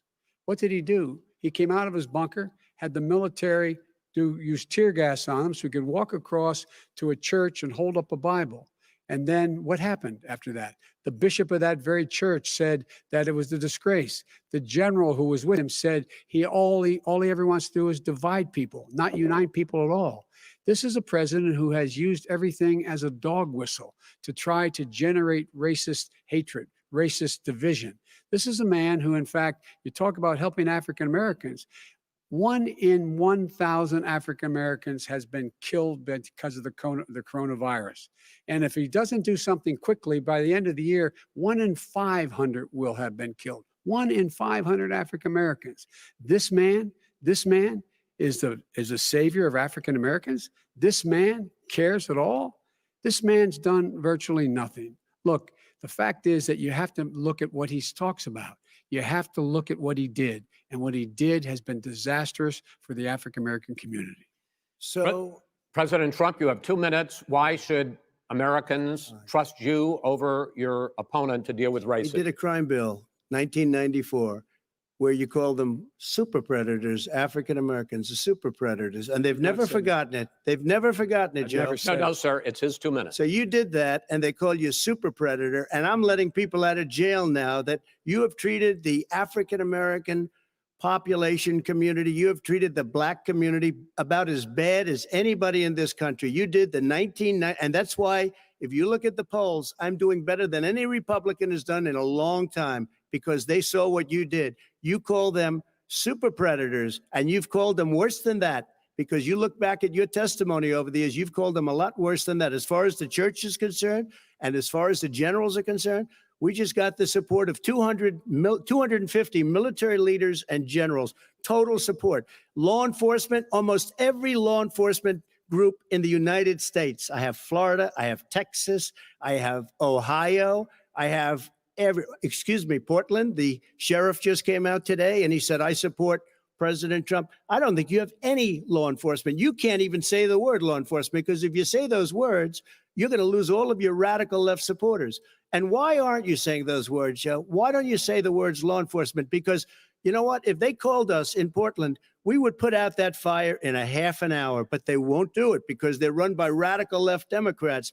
If you look at Chicago, if you look at any place you want to look, Seattle, they heard we were coming in the following day and they put up their hands and we got back Seattle. Minneapolis, we got it back, Joe, because we believe in law and order, but you don't. The top 10 cities and just about the top 40 cities are run by Democrats and in many cases radical left. And they've got you wrapped around their finger, Joe, to a point where you don't want to say anything about law and order. And I'll tell you what, the people of this country want and demand law and order, and you're afraid to even say it. All right. I want to return to the question of race. Vice President Biden, after the grand jury in the Breonna Taylor case decided not to charge any of the police with homicide, you said it raises the question, quote, whether justice could be equally applied in America. Do you believe that there is a separate but unequal system of justice for blacks in this country? Yes, there is. There's systemic injustice in this country, in education and work and in law enforcement and the way in which it's enforced. But look, the vast majority of police officers are good, decent, honorable men and women. They risk their lives every day to take care of us. But there are some bad apples. And when they occur, when they find them, they have to be sorted out. They have to be held accountable. They have to be held accountable. And what I'm going to do as President of the United States is call together an entire group of people at the White House, well, everything from the civil rights groups to the police officers, the police chiefs, and we're going to work this out. We're going to work this out so we change the way in which we have more transparency in when these things happen. These cops aren't happy to see what happened to George Floyd. These cops aren't happy to see what happened to Breonna Taylor. Most don't like it, but we have to have a system where people are held accountable. And by the way, violence in response is never appropriate. Never appropriate. Peaceful protest is. Violence is never appropriate. All right. What is peaceful protest? When they run through the middle of a town and burn down your stores and kill people all over the place, that and you is say not peaceful protest? President No, Trump, it's I'm not not, asking- but you say it is. President Trump, I'd say. like to continue with the Yes, issue go of ahead, race. I please. promise we're going to get to the issue of law and order Please. in a moment. Fine. This month, your administration directed federal agencies to end racial sensitivity training that addresses white privilege or critical race theory. Why did you decide to do that, to end racial sensitivity training? And do you believe that there is systemic racism in this country, sir? I ended it because it's racist. I ended it because a lot of people were complaining that they were asked to do things that were absolutely insane, that it was a radical revolution that was taking place in our military, in our schools, all over the place, and you know it, and so does everybody what else. Is radical, and he would know. What is it was radical totally about racist. racial sensitivity training, sir? If you were a certain person, you had no status in life. It was sort of a reversal. And if you look at the people, we were paying people hundreds of thousands of dollars to teach very bad ideas and frankly, very sick ideas. And really, they were teaching people to hate our country. And I'm not going to do that. I'm not going to allow that to happen. We have to go back to the core values of this country. They were teaching people that our country is a horrible place. It's a racist place. And they were teaching people to hate our country. And I'm not going to allow that to happen. Vice President Biden? Nobody's doing that. He's the racist. You just don't. Here's the deal. I know a lot more about You this. don't than he know. does. Let him finish. The fact is that there is racial insensitivity. People have to be made aware of what other people feel like, what insults them, what is demeaning to them. It's important to people know they don't want to. Many people don't want to hurt other people's feelings, but it makes a big difference. It makes a gigantic difference in the way a child is able to grow up and have a sense of self-esteem. It's a little bit like how this guy and his friends look down on so many people. They look down their nose on people like Irish Catholics like me and grew up in Scranton. They look down on people who don't have money. They look down on people who are of a different faith. They look down on people who are a different color. In fact, we're all Americans. The only way we're going to bring this country together is bring everybody together. There's nothing we cannot do if we do it together. We can take this on and we can defeat racism in America. President Trump, sir. During the Obama-Biden administration, there was tremendous division. There was hatred. You look at Ferguson, you go to many places. Look at Oakland. Look what happened in Oakland. Look what happened in Baltimore. Look what happened. Frankly, it was more violent than what I'm even seeing now. Oh, my but Lord. the reason is that ridiculous. the Democrats that run these Absolutely cities ridiculous. don't want to talk like you about law and order. Violent and you crime, still haven't mentioned. violent Are you in crime. favor of law and order? I'm in favor of law. You follow Are you in favor of law and order? Go Yes, ahead. I'm say in it. favor. You Everybody's asked a in favor question, of let him finish. law and order. Lose his Law and order. Let him answer. Law and order with justice, where people get treated fairly. And the fact of the matter is, violent crime went down 15%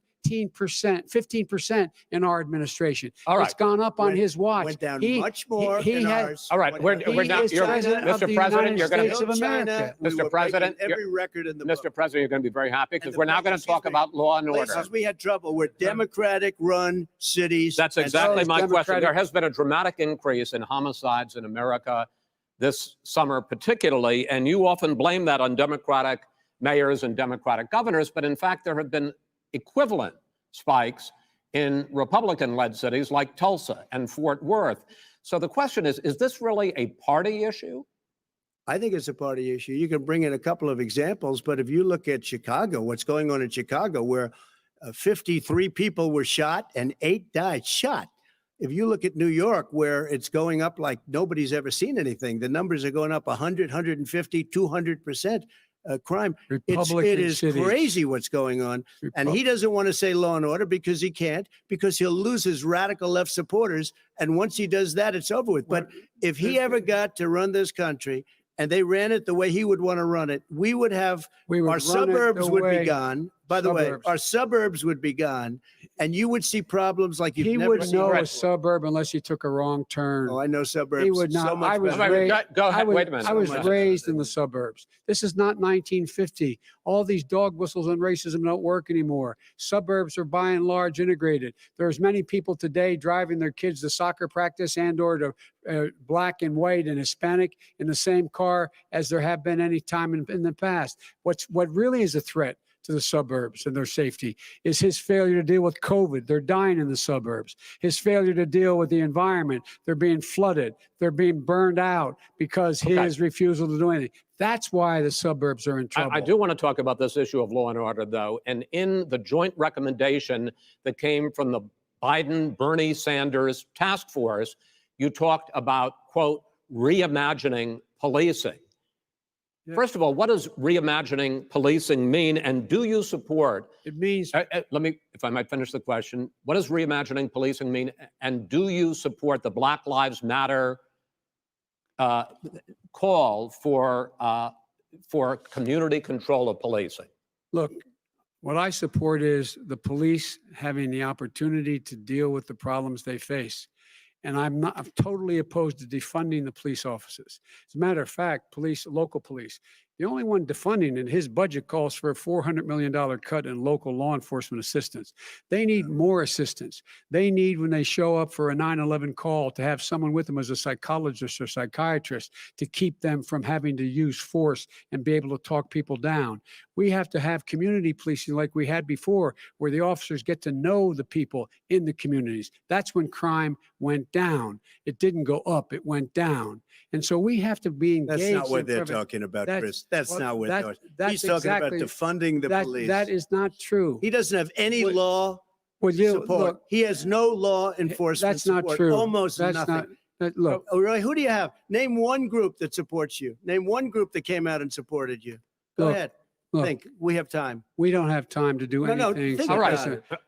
Look, Name folks, one law enforcement group that came out and I supported think, gentlemen, you, I think Joe. I'm going to take back the There aren't. moderator's I don't role, think there and are any. I want to get to another subject, which is the issue of protests in many cities that have turned violent. In Portland, Oregon, especially, we had more than 100 straight days of protests, which I think you would agree. You talk about peaceful protests. Many of those turned We're not into peaceful. riots.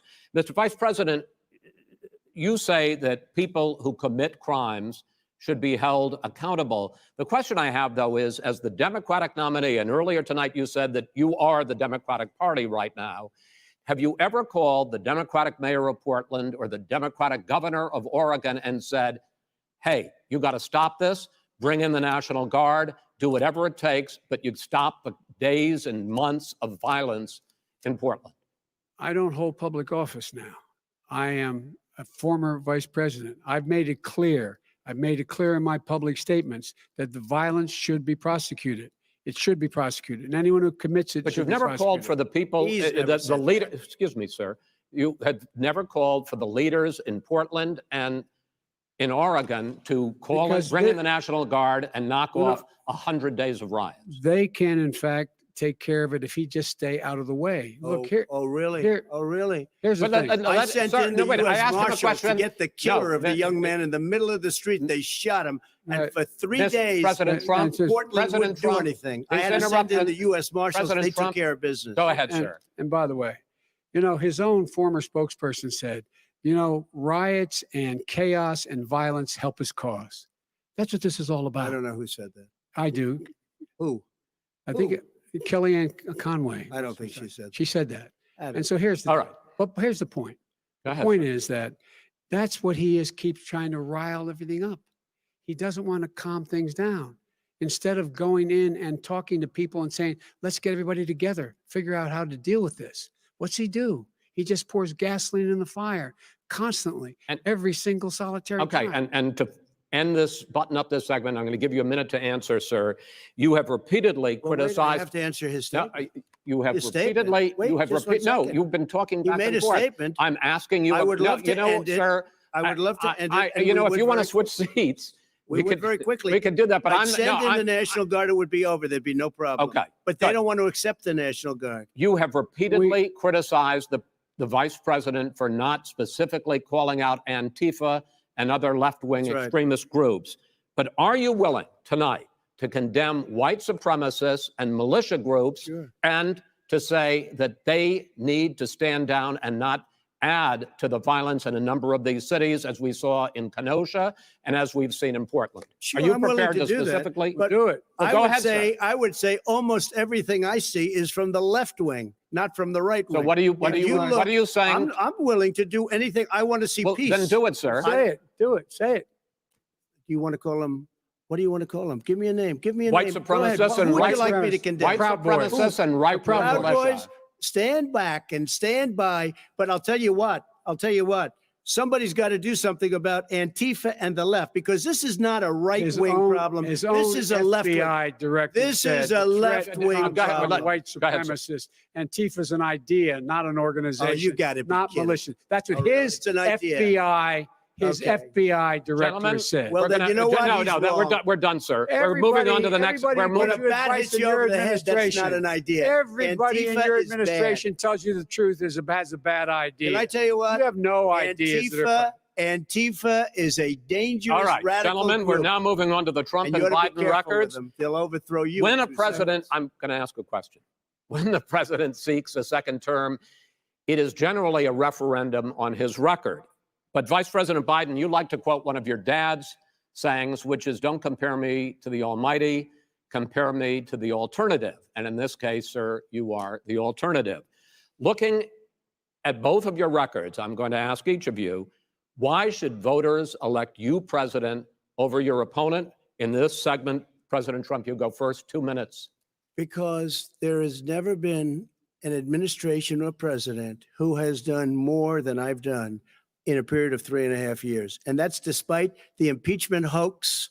And you saw what happened today with Hillary Clinton, where it was a whole big con job. But despite going through all of these things where I had to fight both flanks and behind me and above, there has never been an administration that's done what I've done. The greatest, before COVID came in, the greatest economy in history, lowest unemployment numbers. Everything was good. Everything was going. And by the way, there was unity going to happen. People were calling me for the first time in years. They were calling and they were saying, it's time maybe. And then what happened? We got hit, but now we're building it back up again. A rebuilding of the military, including Space Force and all of the other things. A fixing of the VA, which was a mess under him. 308,000 people died because they didn't have proper health care. It was a mess. And we now got a 91% approval rating at the VA, our vets. We take care of our vets. But we've rebuilt our military. The job that we've done, and I'll tell you some people say maybe the most important. By the end of the first term, I'll have approximately 300 federal judges and Court of Appeals judges, 300, and hopefully 3 great Supreme Court justices. That is a record, the likes of which very few people, and you know one of the reasons I'll have so many judges, because President Obama and him left me 128 judges to fill. When you leave office, you don't leave any judges. That's like, you just don't do that. They left 128 openings, and if I were a member of his party, because they have a little different philosophy, I'd say if you left us 128 openings, you can't be a good president. You can't be a good vice president. But I want to thank you because it gives us almost, it'll probably be above that number by the end of this term. 300 judges. It's a record. Looking at both your records, why should voters elect you president as opposed to President Under Trump? this You have 2 minutes uninterrupted. Under this president, we become weaker, sicker, poorer, more divided, and more violent. When I was vice president, we inherited a recession. I was asked to fix it. I did. We left him a booming economy, and he caused a recession. With regard to being weaker, the fact is that I've gone head to head with Putin and made it clear to him we're not going to take any of his stuff. He's Putin's puppy. He still refuses to even say anything to Putin about the bounty on the heads of American soldiers. Your son got And- $3.5 million. That's right. Mi- And Mr. by the way, President, my son- wait a minute. Mr. President, your campaign agreed to both sides would get 2-minute answers uninterrupted. Well, your side agreed to it, and Why don't you observe what your campaign agreed to as a ground rule, okay, sir? He never keeps his word. Can Because you add No, back no, He's I'm a not person asking. that's That was a not yelling rhetorical at us, question. that's all. Can you Go add ahead, back sir. 30 seconds? Yeah, Is yes, okay? you may have. All right. Go ahead. So, thirdly, we're poor. The billionaires have gotten much more wealthy by a tune of over $300 to $400 billion more just since COVID. You in the home, you got less. You're in more trouble than you were before. In terms of being more violent, when we were in office, there were 15% less violence in America than there is today. He's president of the United States. It's on his watch. And with regard to more divided, the nation can't stay divided. We can't be this way. And speaking of my son, the way you talk about the military, the way you talk about them being losers and being and just being suckers.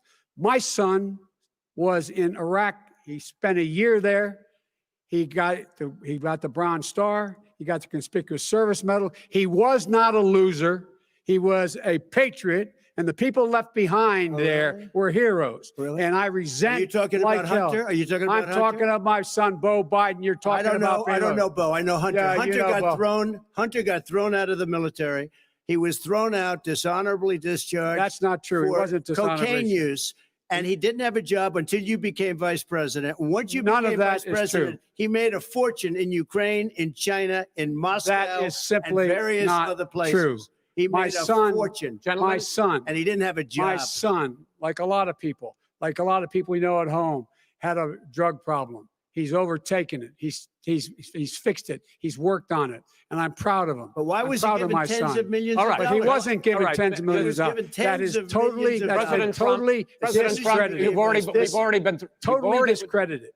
We've already been through this. I think the American people would rather hear about more substantial So do I. subjects. Well, you know, as the moderator, sir, I'm going to make a, I know, a but when judgment call somebody here. gets $3.5 million Okay, great. from the Let's mayor talk of about- Moscow, let's talk That is about- I not think it's a true. terrible That thing. report is totally Why did he get discredited. it? I Mitt think, Romney on that committee said it wasn't worth taxpayers' Gen- money. That report, it was written for political reasons. you know, I'd like to talk about climate change. So would I. Okay. The forest fires in the West are raging now. They have burned millions of acres. They have displaced hundreds of thousands of people.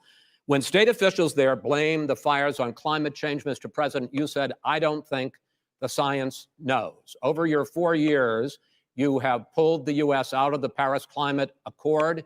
You have rolled back a number of Obama environmental records. What do you believe about the science of climate change? And what will you do in the next 4 years to confront it?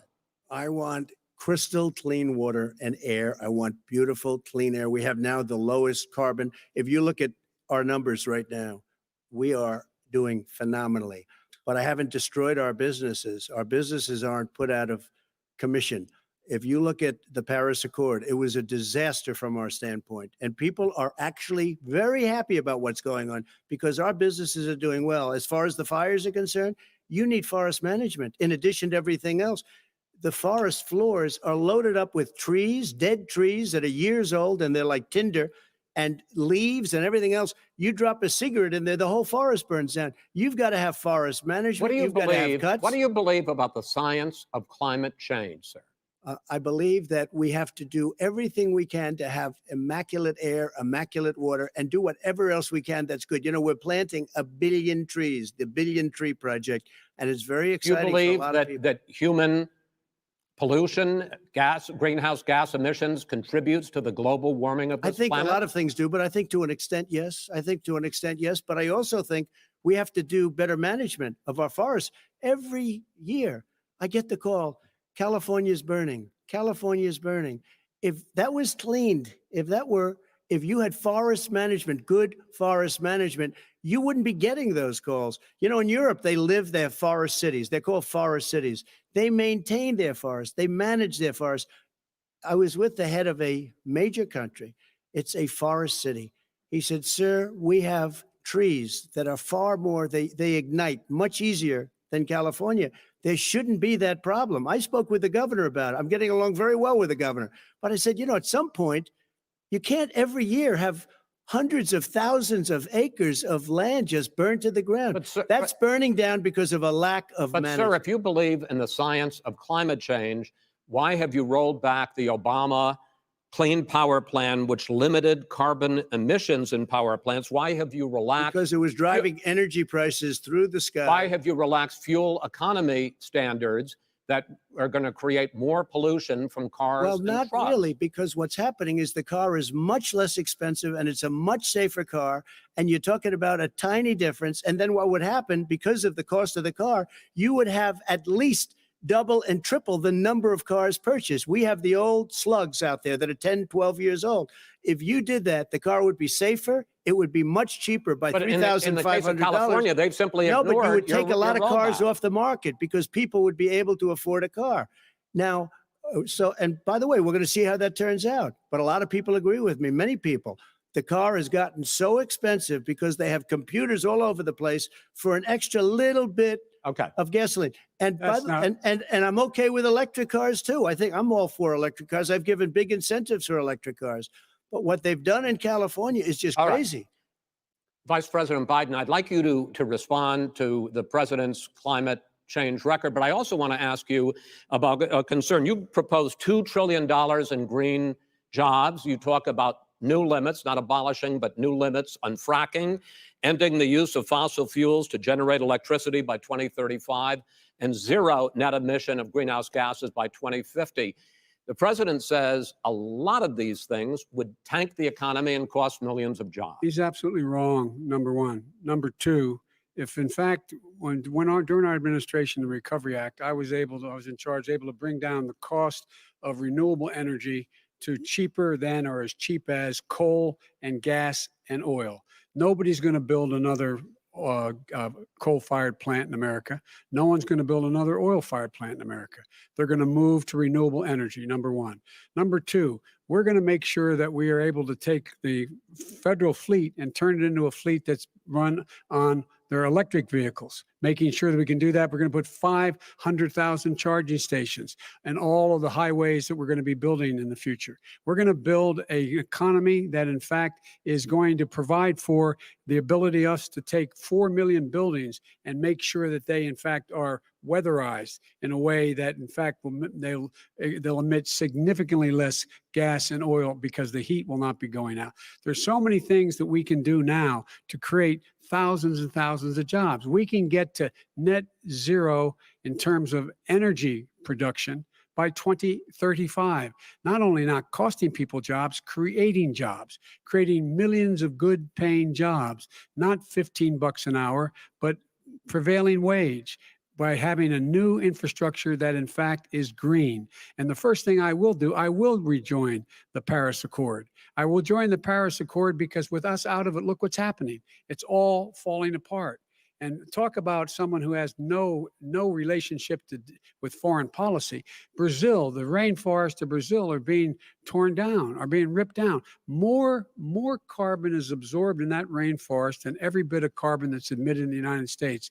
Instead of doing something about that, I would be gathering up and making sure we had the countries of the world coming up with $20 billion and say, here's $20 billion. Stop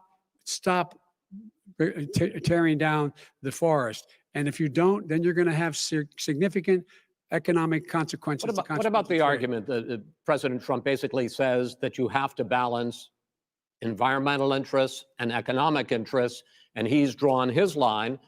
Well, he hadn't drawn a line. He still, for example, he wants to make sure that methane's not a problem. You can now emit more methane without it being a problem. Methane. This is a guy who says that you don't have to have mileage standards for automobiles that exist now. This is a guy who says that, well, the fact that it's all true. And here's the deal. He's talking about the Green New Deal, and it's not $2 billion or $20 billion, as you said. It's $100 trillion. I'm talking about where they want to rip down buildings and rebuild the building. No, it's the dumbest, most ridiculous, where airplanes are out of business, where two-car systems are out, where they want to take out the cows too. That's not true either, right? This is a $100 trillion. Look, that's more money than our country could make in 100 years if we're not going the case. All right, let me destroy our because I country. actually wait a minute, sir. I actually have studied your plan, and it includes upgrading 4 million buildings, weatherizing 2 million homes over 4 years, building 1.5 million energy efficient homes. So the question becomes, the president is saying, I think some people who support the president would say that sounds like it's going to cost a lot of money and hurt the economy. What it's going to do is going to create thousands and millions of jobs, good $100 paying trillion. jobs. Let him finish, sir. He doesn't know how to do that. $100 They- billion. The fact is, it's going to create millions of good paying jobs, and these tax incentives to people for people to weatherize, which he wants to get rid of. It's going to make the economy much safer. Look how much we're paying now to deal with the hurricanes. By the way, he has an answer for hurricanes. He said maybe we should drop a nuclear weapon on them. They may. I never said that. That's at all. he did say. You made it up. And here's the deal. You make up. We're going to be in a position where we can create hard, good jobs by making sure the environment is clean and we all are in better shape. We spend billions of dollars now, on floods, hurricanes, rising seas. We're in real trouble. Look what's happened just in the Midwest with these storms that come through and wipe out entire sections and counties in Iowa. They didn't happen before. They're because of global warming.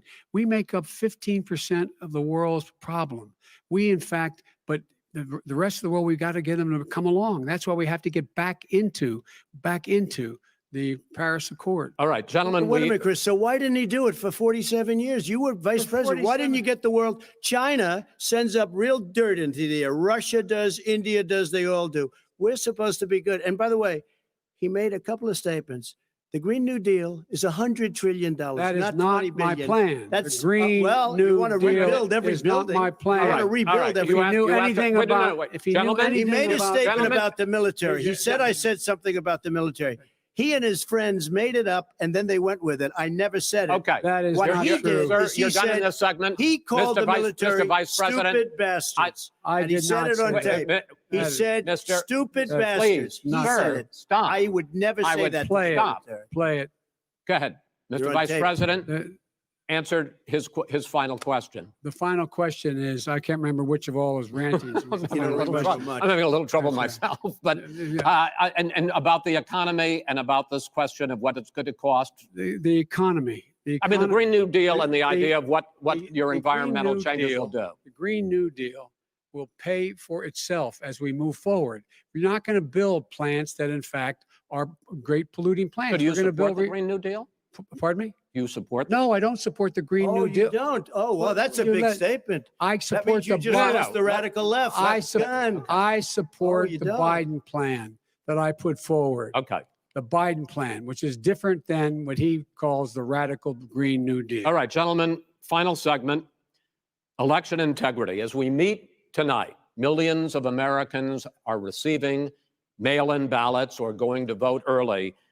How confident should we be that this will be a fair election? And what are you prepared to do over the next 5+ weeks? Because it'll not only be to Election Day, but also counting some ballots, mail-in ballots after Election Day. What are you prepared to do to reassure the American people that the next president will be the legitimate winner of this election? In this final segment, Mr. Vice President, you go first. Prepared to let people vote. They should go to iwillvote.com, decide how they're going to vote, when they're going to vote, and what means by which they're going to vote. His own Homeland Security Director, and as well as the FBI Director, says there is no evidence at all that mail-in ballots are a source of being manipulated and cheating. They said that. The fact is that there are going to be millions of people because of COVID that are going to be voting by mail-in ballots, like he does, by the way. He sits behind the Resolute desk and sends his ballot to Florida, number one. Number two, we're going to make sure that those people who want to vote in person are able to vote because enough poll watchers are there to make sure they can socially distance. The polls are open on time, and the polls stay open until the votes are counted. And this is all about trying to dissuade people from voting because he's trying to scare people into thinking that it's not going to be legitimate. Show up and vote. You will determine the outcome of this election. Vote, vote, vote. If you're able to vote early in your state, vote early. If you're able to vote in person, vote in person, vote whatever way is the best way for you, because he cannot stop you from being able to determine the outcome of this election. And in terms of whether or not when the votes are counted, and they're all counted, that will be accepted. If I win, that will be accepted. If I lose, that'll be accepted. But by the way, if in fact he says he's not sure what he's going to accept, well, let me tell you something. It doesn't matter, because if we get the votes, it's going to be all over. He's going to go. He can't stay in power. It won't happen. It won't happen. So vote. Just make sure you understand you have it in your control to determine what this country is going to look like the next 4 years. Is it going to change? You get 4 more years of these lies. Mr. President, 2 minutes. So when I listened to Joe talking about a transition, there's been no transition from when I won. I won that election. And if you look at crooked Hillary Clinton, if you look at all of the different people, there was no transition, because they came after me trying to do a coup. They came after me spying on my campaign. They started from the day I won, and even before I won, from the day I came down the escalator with our First Lady. They were a disaster. They were a disgrace to our country. And we've caught them. We've caught them all. We've got it all on tape. We've caught them all. And by the way, you gave the idea for the Logan Act against General Flynn. You better take a look at that, because we caught you in a sense. And President Obama was sitting in the office. He knew about it too. So don't tell me about a free transition. As far as the ballots are concerned, it's a disaster. A solicited ballot, okay, solicited is okay. You're soliciting, you're asking, they send it back, you send it back. I did that. If you have an unsolicited, they're sending millions of ballots all over the country. There's fraud. They found them in creeks. They found some with the name Trump, just happened to have the name Trump just the other day in a waste paper basket. They're being sent all over the place. They sent 2 in a Democrat area. They sent out 1,000 ballots. Everybody got 2 ballots. This is going to be a fraud like you've never seen. The other thing, it's nice on November 3rd, you're watching and you see who won the election. And I think we're going to do well, because people are really happy with the job we've done. But you know what? We won't know. We might not know for months, because these ballots are going to be all over. Take a look at what happened in Manhattan. Take a look at what happened in New Jersey. Take a look at what happened in Virginia and other places. They're not losing 2%, 1%, which, by the way, is too much. An election could be won or lost with that. They're losing 30 and 40%. It's a fraud, and it's a shame. And can you imagine where they say you have to have your ballot in by November 10th? November 10th. That means that's 7 days after the election, in theory, should have been announced. Okay. We have major states with that, sir, all run by Democrats. 2 minutes is 2 minutes. All run by Democrats. It's President Trump. It's a rigged election. You're going to be able to continue. You have been charging for months that mail-in balloting is going to be a disaster. You say it's rigged, that it's going to lead to fraud. But in 2018, in the last midterm election, 31 million people voted mail-in voting. That was a quarter, more than a quarter of all the voters that year cast their ballots by mail.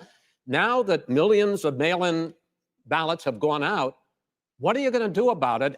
And are you counting on the Supreme Court, including a Justice Barrett, to settle any dispute? Yeah, I think I'm counting on them to look at the ballots, definitely. I hope we don't need them in terms of the election itself. But for the ballots, I think so, because what's happening is incredible. I read today, where at least 1% of the ballots for 2016 were invalidated. They take them. We don't like them. We don't like them. But what they are you throw going them to do out about it? left If there and are right. millions of ballots going out What right you now, do what is are you gonna go do? and vote. You do a solicited ballot, No, and that's I okay, know or your you go and complaint. vote. I'm asking you about the fact that millions of people You go have and vote. You go and No, vote but what like I'm saying is, what are like you they gonna do used about to the in fact the that old. millions of people? You either do, Chris, a solicited ballot where you're sending it in, they're sending it back, and you're sending. They have mailmen with lots of it. Did you see what's going on? Take a look at West Virginia. Mailmen selling the ballots. They're being sold. They're being dumped in rivers. This is a horrible thing for our country. This is not going to end well. There is no This is evidence of that. not going to end well. 5 states fact, have had go ahead, mail-in ballots for the last decade or more. 5, including 2 Republican states.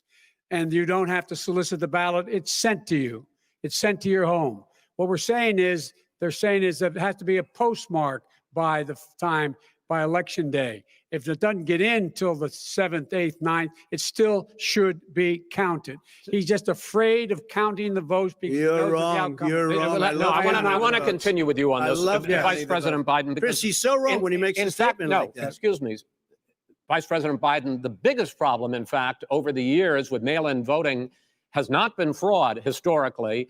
It has been that sizable numbers, sometimes hundreds of thousands of ballots are thrown out because they have not been properly filled out, or there is some other irregularity, or they missed the deadline. So the question I have is, are you concerned that the Supreme Court with a Justice Barrett will settle any dispute? I'm concerned that any court would settle this, because here's the deal.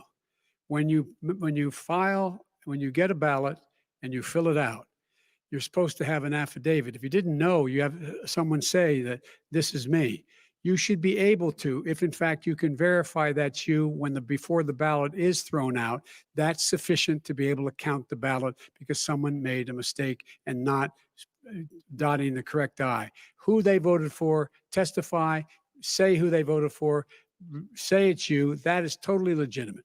All right. Excuse me, Chris, when you have 80 million ballots, I have a final Senate question. and swamping the system, you know it can't be done. You know it can't, and already there's been so now fraud. Mail service delivers wait a minute, gentlemen. And the final question is: in 8 states, we can keep talking. In 8 states, election workers are prohibited currently by law. 8 states from even beginning to process ballots, even take them out of the envelopes and flatten them until Election Day. That means that it's likely, because there's going to be a huge increase in mail-in balloting, that we are not going to know on election night who the winner is, that it could be days, it could be weeks, could be months, until we find out who the new president is. So first for you, sir, finally for the vice president, I hope neither of you will interrupt the other. Will you urge your supporters to stay calm during this extended period, not to engage in any civil unrest? And will you pledge tonight that you will not declare victory until the election has been independently certified? President Trump, you go first. I'm urging my supporters to go into the polls and watch very carefully, because that's what has to happen. I am urging them to do it. As you know, today there was a big problem. In Philadelphia, they went in to watch. They're called poll watchers, a very safe, very nice thing. They were thrown out. They weren't allowed to watch. You know why? Because bad things happen in Philadelphia, bad things.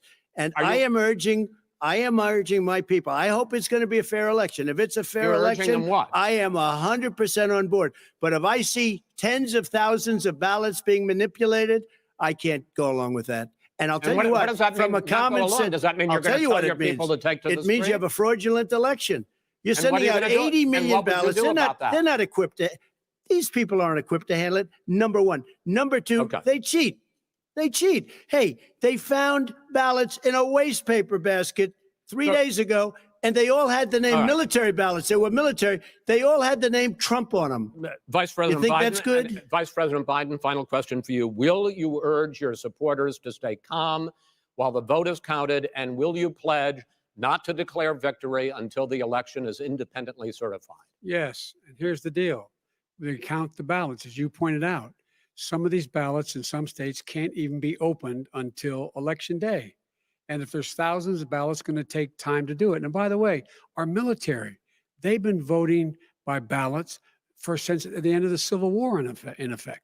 And that's what's going to happen. Why was it not? Why is it for them somehow not fraudulent? It's the same process. It's honest. No one has established at all that there is fraud related to mail-in ballots, that somehow it's a fraudulent process. It's already been established. Take a look at Carolyn Maloney's race. I asked you had an opportunity to respond. Carolyn Maloney. Go ahead. They have no idea what happened. Vice President Biden, go ahead. He has no idea what he's talking about. Here's the deal. The fact is, I will accept it, and he will too. You know why? Because once the winner is declared, after all the ballots are counted, all the votes are counted, that'll be the end of it. That'll be the end of it. And if it's me, in fact, fine. If it's not me, I'll support the outcome. And I'll be a president, not just for the Democrats. I'll be a president for Democrats and Republicans. And this guy, I want to see an honest ballot count. Gentlemen, you say that's the end of it? This is the end of this debate? Honest ballot count. We're going to leave it there. To be continued as in more debates as we go on.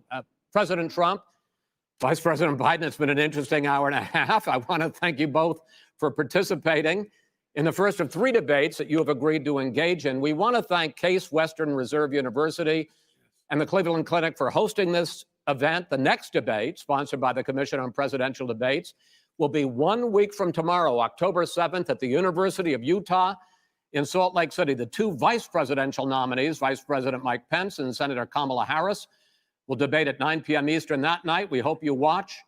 Until then, thank you and good night.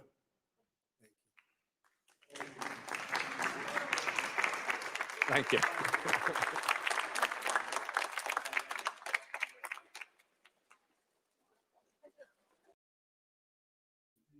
All right, friends, I've changed locations.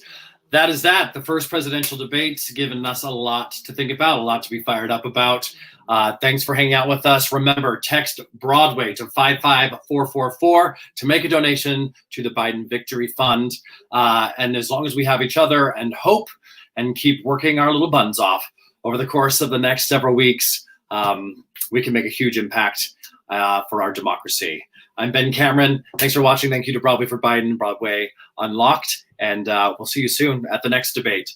Have a great night and get to work. Bye, everybody.